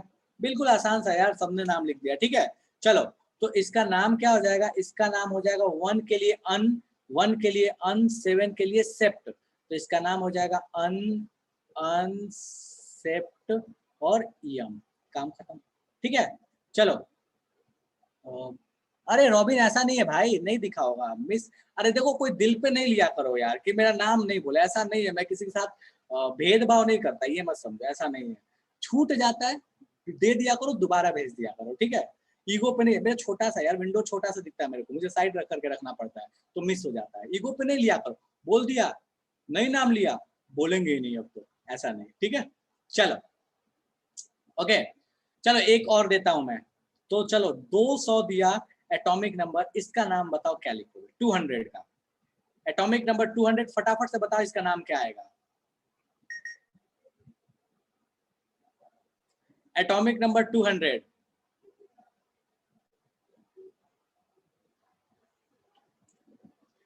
Good Shivam, good Harsh, good Krish, Piyush. मिल मिल नहीं है भाई, नील नील है। पीयूष ठीक है, मतलब नील कर लो। आर्यन ठीक है, सन्नी ठीक है। मतलब यार ऐसे कैसे कर दो, इसमें गलती कैसे कर सकते हो। विकास ठीक है,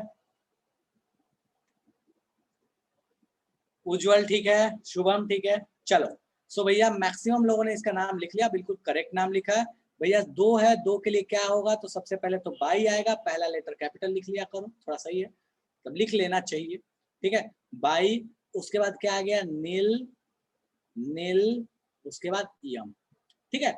अगर बोला कि इसका सिंबल लिखना है तो आप सिंबल कैसे लिखोगे, चलो 117 वाले का सिंबल बताओ और 200 वाले का सिंबल बताओ फटाफट से, दोनों का सिंबल। सिंबल कैसे लिखना है, इनके लिए जो एब्रिविएशंस लिखे हैं बस उनको आपको लिख देना है, एब्रिविएशन, काम खत्म।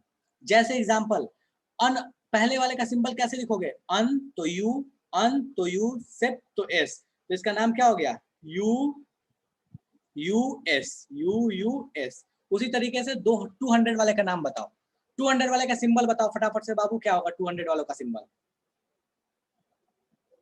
चलो ठीक है, तो मैक्सिमम लोगों ने सही बता दिया है, ठीक है। तो भैया इसका जो हो जाएगा, एक न्यूज चैनल है CNN, तो इसका नाम हो जाएगा BNN, ठीक है भैया। NNN कैसे हो जाएगा शुभम, हाँ ठीक है, तो इसका नाम क्या हो जाएगा, या इसका सिंबल क्या हो जाएगा, BNN हो जाएगा, ठीक है। किसी को इसमें तकलीफ है क्या, कोई इसमें रोना गाना मचाना चाहता है, कहना चाहता है भैया बहुत टफ था, हमको समझ में नहीं आया, जादू हो गया है, किसी को रोना गाना मचाना है, BNN, ठीक है। अंकित जिया, वेरी गुड बेटा। अरे रॉबिन तू लिख दे भाई, तू लिख, मैं इंतजार कर रहा हूँ, तू भेज, ठीक है। चलो ठीक है, छापो रॉबिन, आंसर भेजो, मैं बोलूंगा आपकी बार नोटिस करके। चलो नेम लिखो सब, ये फटाफट से छापो और फिर अपन आगे बढ़ेंगे कॉन्फ़िगरेशन की तरफ, जो बहुत इंपॉर्टेंट टॉपिक है। छापो फटाफट से इसको।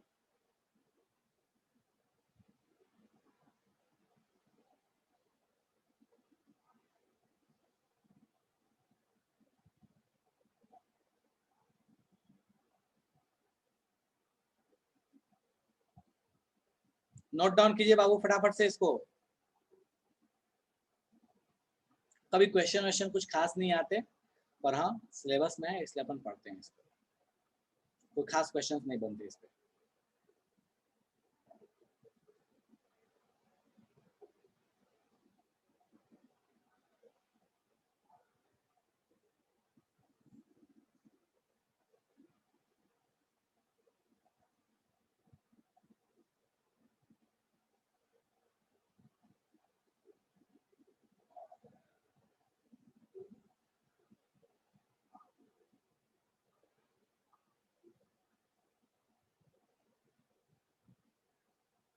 अच्छा रिजवाइन कर रहे हो, क्या हो जा रहा है रॉबिन, कुछ एरर हो गया होगा या फिर इंटरनेट कनेक्टिविटी अच्छी नहीं होगी इसलिए समस्या हो रहा है, मुझे लगा मैसेज का बोल रहे हो।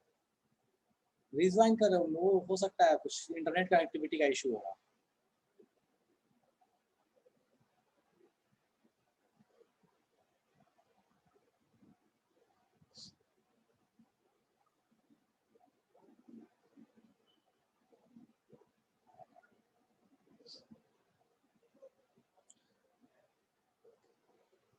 सबने छाप लिया क्या, अच्छा टाइम टेकिंग है, ठीक है छापो छापो, कोई दिक्कत नहीं है, कोई जल्दी नहीं है।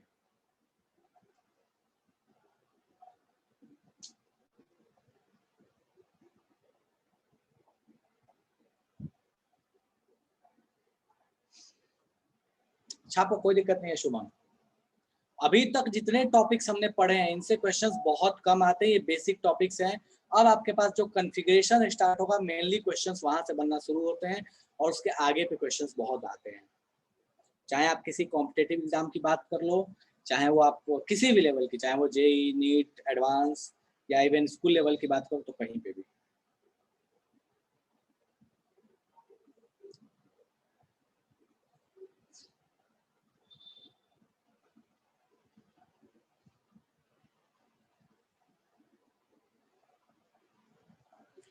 सभी लोगों ने मोल कॉन्सेप्ट सॉल्व कर लिया है क्या, किन किन लोगों ने मॉड्यूल मोल कॉन्सेप्ट के अटेम्प्ट कर लिए हैं, सॉल्व हुआ ना हुआ दैट्स डिफरेंट थिंग, मैसेज कर तो मुझे, मोल कॉन्सेप्ट के मॉड्यूल अटेम्प्ट कर लिए हो? डीएसएस अरेंज करना है इसलिए मैं पूछ रहा हूं। किन लोगों ने मोल कॉन्सेप्ट के मॉड्यूल? ठीक है, ठीक है। मॉड्यूल नहीं मिला? ग्रुप में दिया हुआ उज्जवल, चेक करो ग्रुप में लिंक दिया हुआ मॉड्यूल का। कैसे मॉड्यूल नहीं मिला? और ठीक है, ओके ओके ओके, डिस्क्रिप्शन में बिल्कुल। चलो ठीक है। सो काफी लोगों ने अटेम्प्ट कर लिया है मोल कॉन्सेप्ट का मॉड्यूल। सो आपको मैसेज मोस्ट प्रोबेबली अगर आज नहीं आता तो डेफिनेटली कल तो अपन डीएसएस रखेंगे ही रखेंगे, ठीक है। सो मैं ट्राई करता हूं कि आज शाम को डीएसएस अरेंज कर दिया जाए। आज शाम को आइएगा, जो भी आपके क्वेश्चन है अपन डिस्कस कर लेंगे, ठीक है। कोशिश कर रहा हूँ, आई एम नॉट कमिटिंग कि आज शाम को हो ही जाएगा। अगर आज नहीं हो तो कल तो डेफिनेटली हो जाएगा, ठीक है। तो मैसेज पे थोड़ा ध्यान रखना। वो टेस्ट पेपर नहीं किए, टीपीपी नहीं किए, क्यों हर्ष? टीपीपी करो यार, उसमें अच्छे अच्छे क्वेश्चंस हैं, उसमें मेन अच्छे अच्छे क्वेश्चंस है। एक्सरसाइज से बेटर है वो टीपीपी, मच बेटर है, ठीक है। मजा उसको करने में है, एक्सरसाइज तो ठीक है, ओके ओके।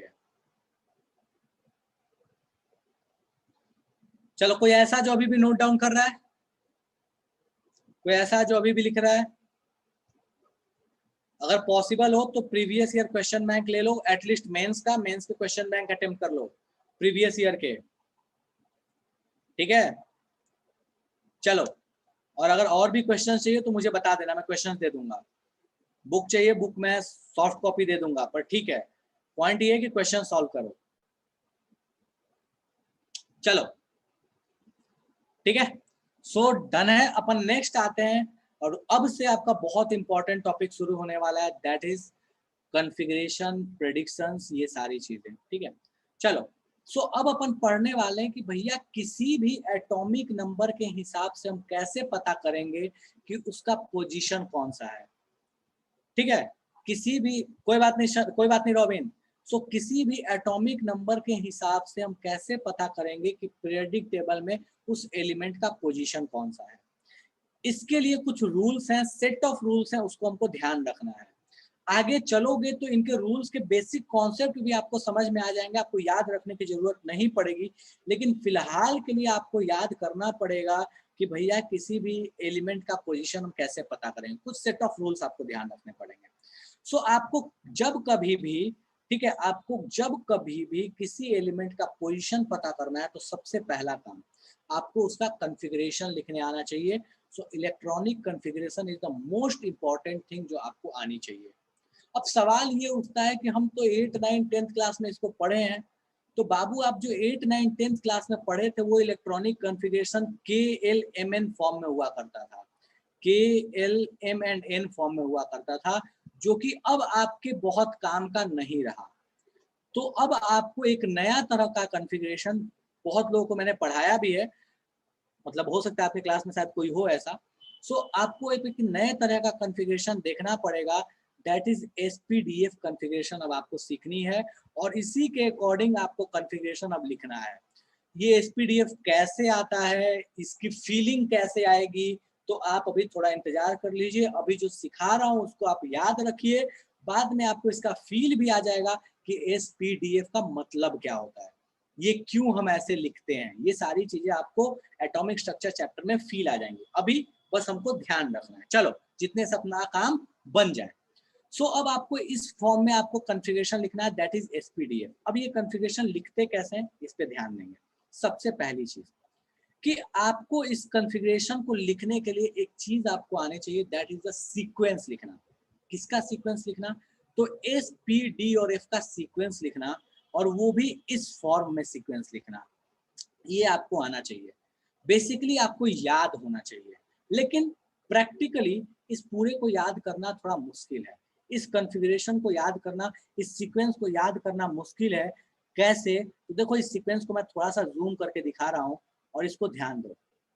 तो आपको ऐसे ध्यान रखना पड़ेगा कि सबसे पहले 1S आता है, फिर 2S, फिर 2P, फिर 3S, 3P, 4S, 3D, 4P, 5S। ये सीक्वेंस कंटिन्यूअस नहीं है, ऐसा नहीं कि 3p के बाद आपका 3d आ गया, पहले 4s है फिर 3d है, मतलब इस सीक्वेंस में थोड़ी थोड़ी डिफरेंसेस हैं, तो आपको एग्जैक्ट ये सीक्वेंस ध्यान रखना पड़ेगा।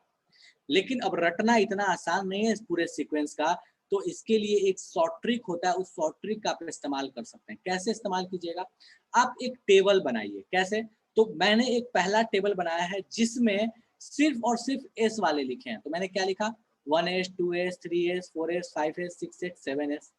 फिर दूसरे बगल में उसके लाइन बनाया जिसमें 2p 3p 4p 5p 6p लिखा, फिर d बनाया, फिर f बनाया। ध्यान क्या रखना है, एक एक घटते जाता है, मतलब एस का स्टार्ट 1 से होता है तो पी का होता है 2 से, डी का होता है 3 से और एफ का होता है 4 से। आपने ऐसे बना दिया और फिर उसके बाद आपको क्या करना है, इनको ऐसे ऐसे कट करना है। इसको कट किया, फिर उसके बाद क्या किया, आप घूम क्या है, मतलब ऐसे समझ लो, इसको मैं थोड़ा ऐसे समझाता हूँ ये कहानी क्या है। मान लो आपने यहाँ से चलना शुरू किया, मान लो यहाँ से कोई चलना शुरू किया, तो सबसे पहले किसको काटा 1s को, फिर वापस गया, फिर किसको काटा 2s को, फिर वापस गया, फिर 2p और 3s को काटा, फिर वापस गया 3p और 4s को काटा, फिर वापस गया 3d और 4p को काटा। ये काटने में थोड़ा सा मैच कर गया, ठीक है। तो 3p 4s, फिर ये वापस गया 3d और 4p को काटा। जैसे जैसे जो कटते गया है उसी सीक्वेंस में लिखा गया। ध्यान दो, सबसे पहले कटा 1s तो 1s लिखा, फिर कटा है 2s तो 2s लिखा, फिर वापस आया तो कौन कटा 2p तो 2p लिखा, फिर इसके बाद कौन कटा 3s तो 3s लिखा, फिर 3s के बाद वापस आके किसको काटा 3p को, तो यहाँ पे किसको लिखा 3p को लिखा। ध्यान दो, 3p लिखा, 3p के बाद कौन कटा 4s तो 4s लिखा, 4s के बाद वापस आके 3d फिर 4p फिर 5s, 3p के बाद 4s 3d 4p 5s। तो आपको ये सीक्वेंस ध्यान रखना है। अभी नहीं भी ध्यान रहे तो लिख के रखना, पीछे पलट के देख लेना, कोई दिक्कत नहीं है। अब बात आता है कि कॉन्फ़िगरेशन लिखोगे कैसे। उसके बाद आपको दूसरी चीज जो ध्यान रखनी, वो ये ध्यान रखनी है कि अगर कहीं पे भी एस सब सेल है, इसको बोलते हैं subshell, that is S P D and F are subshell, not shells. तो एस सब सेल में 2 इलेक्ट्रॉन्स मैक्सिमम आ सकते हैं, पी में 6 आते हैं, डी में 10 आते हैं, एफ में 14 आते हैं। ये आपको नंबर ध्यान रखना है। कैसे, ऐसे ध्यान रख सकते हो कि 2 के बाद 4 4 ऐड करते जाना है, तो 2 + 4 6, 6 + 4 10, 10 + 4 14, तो 4 4 ऐड होते जाता है, काम खत्म। ठीक है। सो 2 चीजें, एक तो ये सीक्वेंस जो आपको नीचे में बताया ये ध्यान रखना है, नहीं ध्यान है तो पलट के देख लेना, और एस में, पी में, डी में, एफ में कितने इलेक्ट्रॉन्स होते हैं मैक्सिमम, ये ध्यान रखना है। ये 2 चीजें अगर आपने ध्यान रख ली तो आपको कॉन्फ़िगरेशन में कोई समस्या नहीं होगा। अब बात आती है हम लिखेंगे कैसे। चलिए, सो लिखना शुरू करते हैं। अभी रुक जाओ, जिसके भी डाउट है अभी रुक जाओ, ठीक है। सो स्टेप्स इसके क्या है कॉन्फ़िगरेशन लिखने के, तो मैं स्टेप्स आपको बता रहा हूँ, ध्यान दीजिए। ऑब्वियस है आपको एटॉमिक नंबर पता होगा, ठीक है। सो एटॉमिक नंबर, पहला स्टेप, नंबर ऑफ इलेक्ट्रॉन्स कहीं भी कितने होते हैं, so number of electrons equals to होता है एटॉमिक नंबर, हमको पता है, ठीक है। सो नंबर ऑफ इलेक्ट्रॉन आपको यहाँ से पता चल जाएगा एटॉमिक नंबर से। दूसरा स्टेप, फिल इलेक्ट्रॉन्स, ई लिख रहा हूं मतलब इलेक्ट्रॉन्स है, electrons in given sequence, given sequence, जो आपको नीचे में ये सीक्वेंस दिया है इसमें आपको इलेक्ट्रॉन्स को फिल करना है, ठीक है। यहाँ इसके साथ नोट ये है, maximum number of electrons rule must be followed, rule must be followed, must be followed. समझ में यहाँ कुछ नहीं आया कि ये क्या कहना चाहता है, कैसे लिखेंगे, मैं एग्जांपल दे रहा हूँ, गौर से देखना। बहुत आसान है, महाफर्जी है ये लिखना, बहुत आसान काम है। मुझे बोला गया कि चलो इलेक्ट्रॉनिक कॉन्फ़िगरेशन लिखो आप, एग्जांपल इलेक्ट्रॉनिक कॉन्फ़िगरेशन लिखो आप, किसका इलेक्ट्रॉनिक कॉन्फ़िगरेशन लिखना है, सो इलेक्ट्रॉनिक कॉन्फ़िगरेशन लिखो सोडियम का, Na का लिखो कितना होता है। चलो कैसे लिखोगे Na का इलेक्ट्रॉनिक कॉन्फ़िगरेशन, एटॉमिक नंबर इसका कितना होता है 11, तो मैं यहाँ लिख दे रहा हूँ एटॉमिक नंबर होता है बाबू 11। हो सकता है अगर आपको एटॉमिक नंबर नहीं आता है तो आप ध्यान दीजिएगा, पीरियोडिक टेबल में जो किसी एलिमेंट के साथ छोटा नंबर होता है वो होता है एटॉमिक नंबर। सो Na ऊपर में यहाँ पे लिखा होता है 23, यहाँ लिखा होता है 11, ये 11 है एटॉमिक नंबर, ठीक है। अब हम लिखना शुरू करते हैं कॉन्फ़िगरेशन। कैसे लिखेंगे ध्यान दीजिएगा, एक एक स्टेप ध्यान दीजिएगा। आपको केएलए में नहीं लिखना, एसपीडीएफ लिखना है। क्या लिखने का तरीका है देखो, समझो, वहां स्टेप लिखूंगा मैं। सबसे पहले आपको लिखना है 1s, लिखा। एस के पावर में एक्चुअल में क्या होता है, वो पावर होता नहीं है पर हम लिखते हैं उसके पावर में। सो एस के पावर में आपको लिखना है कितने इलेक्ट्रॉन्स आप एस में डाल सकते हो, 2। तो आप यहाँ लिखोगे 2। आपके पास टोटल कितने इलेक्ट्रॉन है, 11। टोटल आपके पास 11 इलेक्ट्रॉन है। आपको 11 इलेक्ट्रॉन्स को फिल करना है। 1s सबसे पहले इसमें लिख दिया 2। 1s के बाद आपके पास कौन है, 2s है। 2s लिखा, इसके पावर में 2 लिखा। फिर क्या लिखा, 3p। 3p के पावर में क्या लिखा, 6 लिखा। कितने इलेक्ट्रॉन्स जा चुके हैं, 2, 2 4 और 6 10। ऐसे समझो एक एक बकेट लिया, उसमें इलेक्ट्रॉन्स भर दिए हैं जितने एटॉमिक नंबर हैं। अब उसको डालते जा रहे हैं, भरते जा रहे हैं, हम आगे चलते जा रहे हैं। पहले 1s मिला, 2 डाल दिया। 2s मिला, 2 डाल दिया। 3p मिला, 6 डाल दिया। बिल्कुल अगले में कितना इलेक्ट्रॉन आएगा, मुझे फटाफट से बता दो कि 3p के बाद जो 4s होगा, इस 4s में कितना इलेक्ट्रॉन आएगा, मुझे जल्दी से बताओ तो। इसमें 2, इसमें 2, इसमें 6। अच्छा, s में अपने पास कितने आते हैं, 2। p में आते हैं 6। 6 हो गया, काम खत्म। लेकिन बाबू 4s में कितना आएगा, तो 1 आएगा। क्यों, क्योंकि आपके पास 11 इलेक्ट्रॉन्स थे, 2, 2 और 6, मतलब आप 10 तो ऑलरेडी डाल चुके हो। बचा कितना है, 1 ही तो बचा है। तो आप यहाँ 4s में कितना डालोगे, 1 डालोगे, आपका कॉन्फ़िगरेशन तैयार है।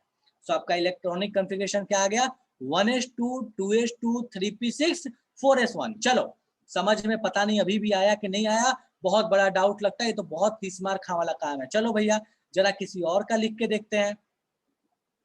ओ sorry sorry sorry sorry sorry sorry sorry, 2p my bad, वो गलती से लिख दिया यार, सॉरी।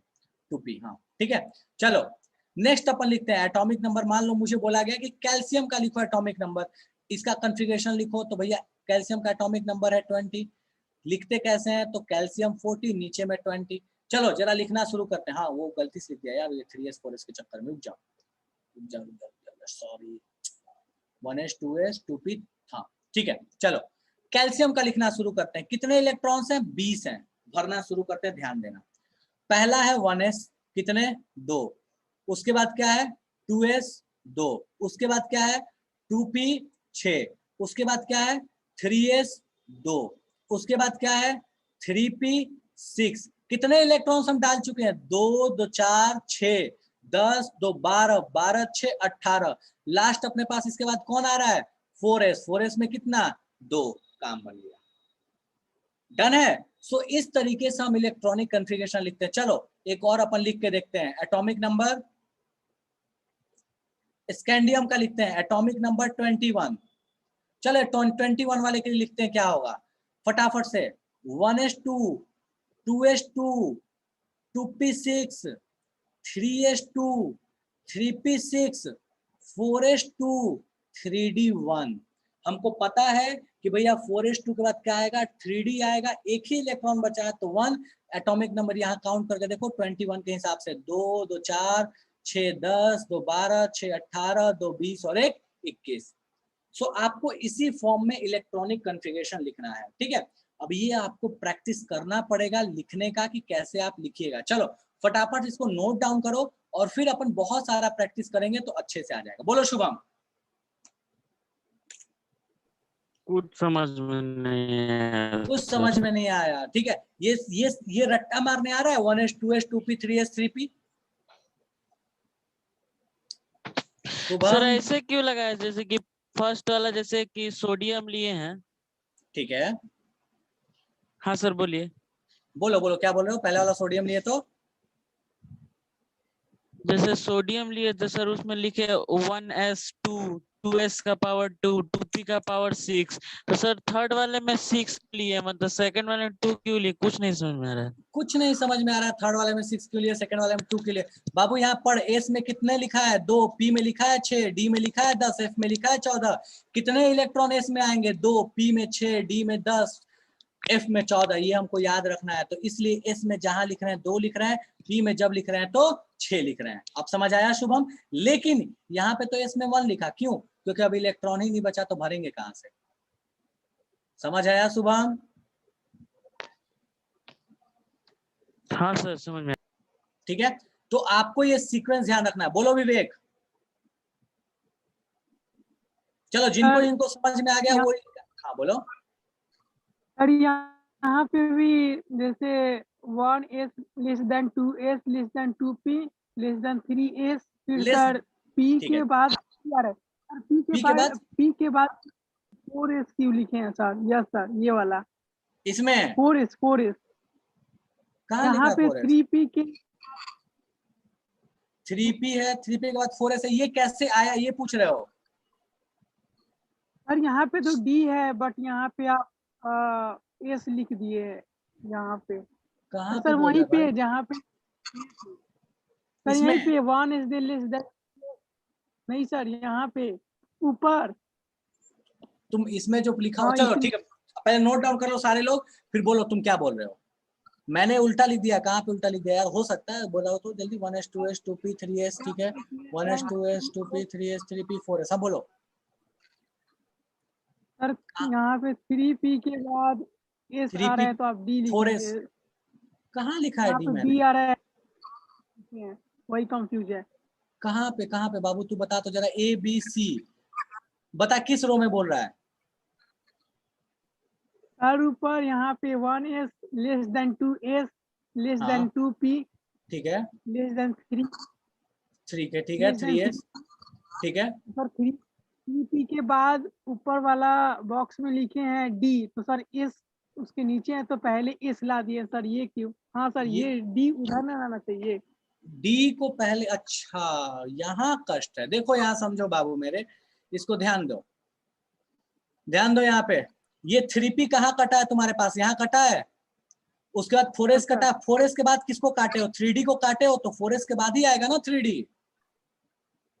ओके सर, हो ठीक गया, हो है, गया। हाँ मुझे पता है इसमें बहुत समस्याएं आने वाली। आराम से लिखो, जिसको नहीं समझ में आए तो फटाक से पूछना। देखो क्योंकि इसमें बहुत कंफ्यूजन हो सकता है। नोटेशन ऑन कर दे पेन, अच्छा वो ठीक है, ठीक है, चलो हो गया। हाँ भाई, और किसको तकलीफ है? चलो इन दोनों का जरा कॉन्फ़िगरेशन लिखो तो। इन चारों का कॉन्फ़िगरेशन लिखो फटाफट से। अपने कॉपी में कॉन्फ़िगरेशन लिखो चारों का, जल्दी से।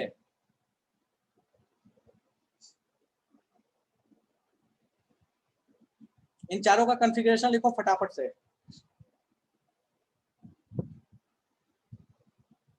चलो काफी टाइम हो गया।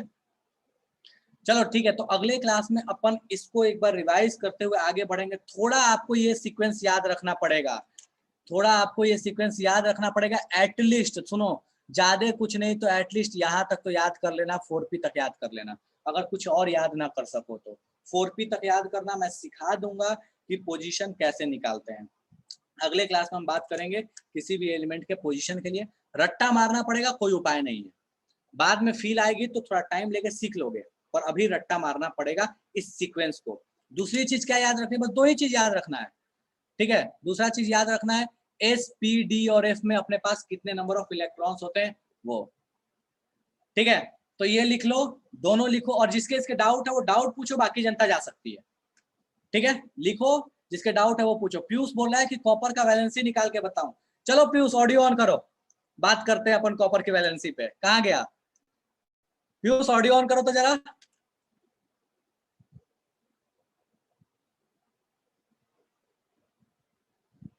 पीयूष ऑडियो ऑन करो। Yes sir. हाँ जी, बताइए कॉपर की लास्ट वैलेंस जो उसके वैलेंस सेल होता है या वैलेंस सबसेल जो होता है, उसकी कॉन्फ़िगरेशन क्या होती है सर मतलब चलो उसका कॉन्फ़िगरेशन बोलो, कॉपर का कॉन्फ़िगरेशन बोलो क्या होता है। शुरू से लिखो और लिख के बोलो क्या होता है। सर निकाल के देख रहा है। अच्छा निकाल के दो। मैं बोल रहा हूँ, सुनो मैं बोल रहा हूँ, ध्यान देना।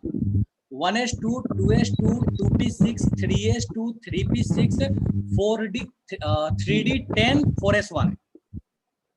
मैंने बता दिया, इसको ध्यान रखना। क्या बोला? ध्यान से सुनो, 3d10 4s1 बोला है, ठीक है, सुन रहे हो?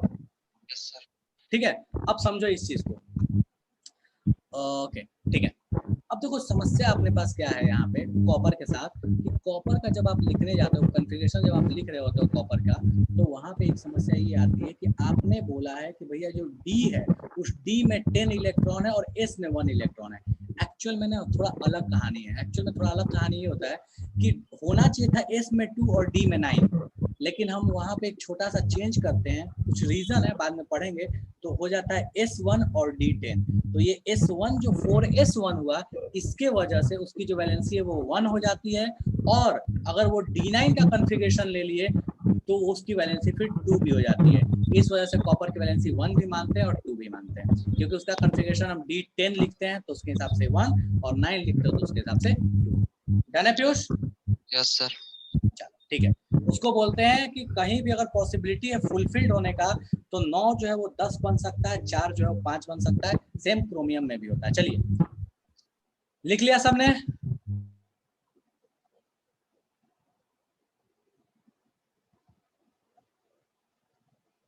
ऐसे तो ग्रुप पीरियड भी पता चल रहा है, बिल्कुल पता चल रहा है मृगंक, हमारा मोटिव भी यही है, हम तो यही निकालना चाहते हैं ना ग्रुप और पीरियड, इसीलिए तो ये कॉन्फ़िगरेशन लिख रहे हैं, वरना इसको क्यों लिखते हैं? हम KLMN से खुशी खुशी नहीं जिंदगी बिताते, इसको तो देखते ही पता चल जाएगा कि ग्रुप और पीरियड कौन सा है।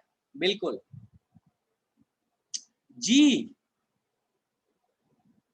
जी के बारे में जानना चाहते हो? F के बाद जो जी आता है वो पूछ रहे हो?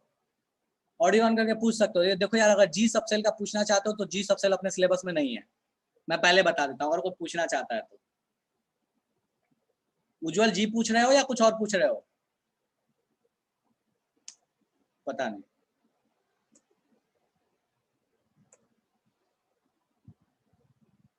बिल्कुल पीयूष, बिल्कुल वही चीज मैं बता रहा हूँ। 3D में 10 हो जाएगा, 4S में 1 हो जाएगा, लेकिन आप लिखते तो 3D में आप 9 लिखते, 4S में 2 लिखते, इस वजह से 2 भी है 1 भी है।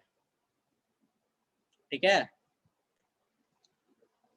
कैसे एलिमेंट का अलग अलग वैलेंसी इलेक्ट्रॉन होता है और वैलेंस इलेक्ट्रॉन के अकॉर्डिंग पोजीशन भी चेंज होना चाहिए? नहीं श्रेयांश। चलो ठीक है, तो ये आपका होमवर्क था, आप इसको होमवर्क को कंप्लीट कर लीजिएगा। जिसके डाउट है वो बैठो आराम से पूछ के जाना, बाकी जनता तो जा ही सकती है।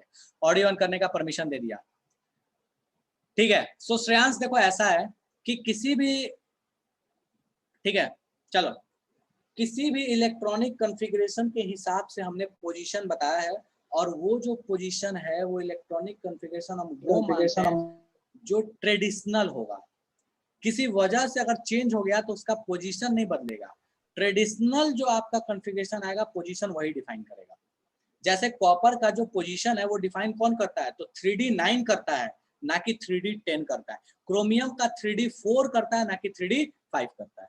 डन है? कौन पूछा था ये? श्रेयांश, मृगंक, ठीक है ठीक है। ऑक्सीजन का कॉन्फ़िगरेशन, ऑक्सीजन का कॉन्फ़िगरेशन, ऑक्सीजन का ओ भाई सर। क्या चाहता है उज्जवल? मैं ऑडियो ऑन करने बोलने का, तो ऑडियो ऑन दो। करने का परमिशन हटा दो। लो ठीक है। तो विवेक बोला ऑक्सीजन कॉन्फ़िगरेशन। ऑक्सीजन का एटॉमिक नंबर कितना होता है विवेक? 8 होता है। कॉन्फ़िगरेशन क्या हो गया? 1s2 2s2 2p4। ठीक है, डन है। 1s2 2s2 2p4। ठीक है, बोलो उज्जवल। सर जी सबसेल के बारे में ना पूछ रहे थे। जी सबसेल के बारे में पूछ रहे हैं। देखो यार जी सबसेल में बता रहा हूँ, देखो यार जी सबसेल में बता रहा हूँ। हाँ, जी सबसेल एक्चुअल में अपने सिलेबस में नहीं है। जी सबसेल को हम एक हाइपोथेटिकल सबसेल मानते हैं।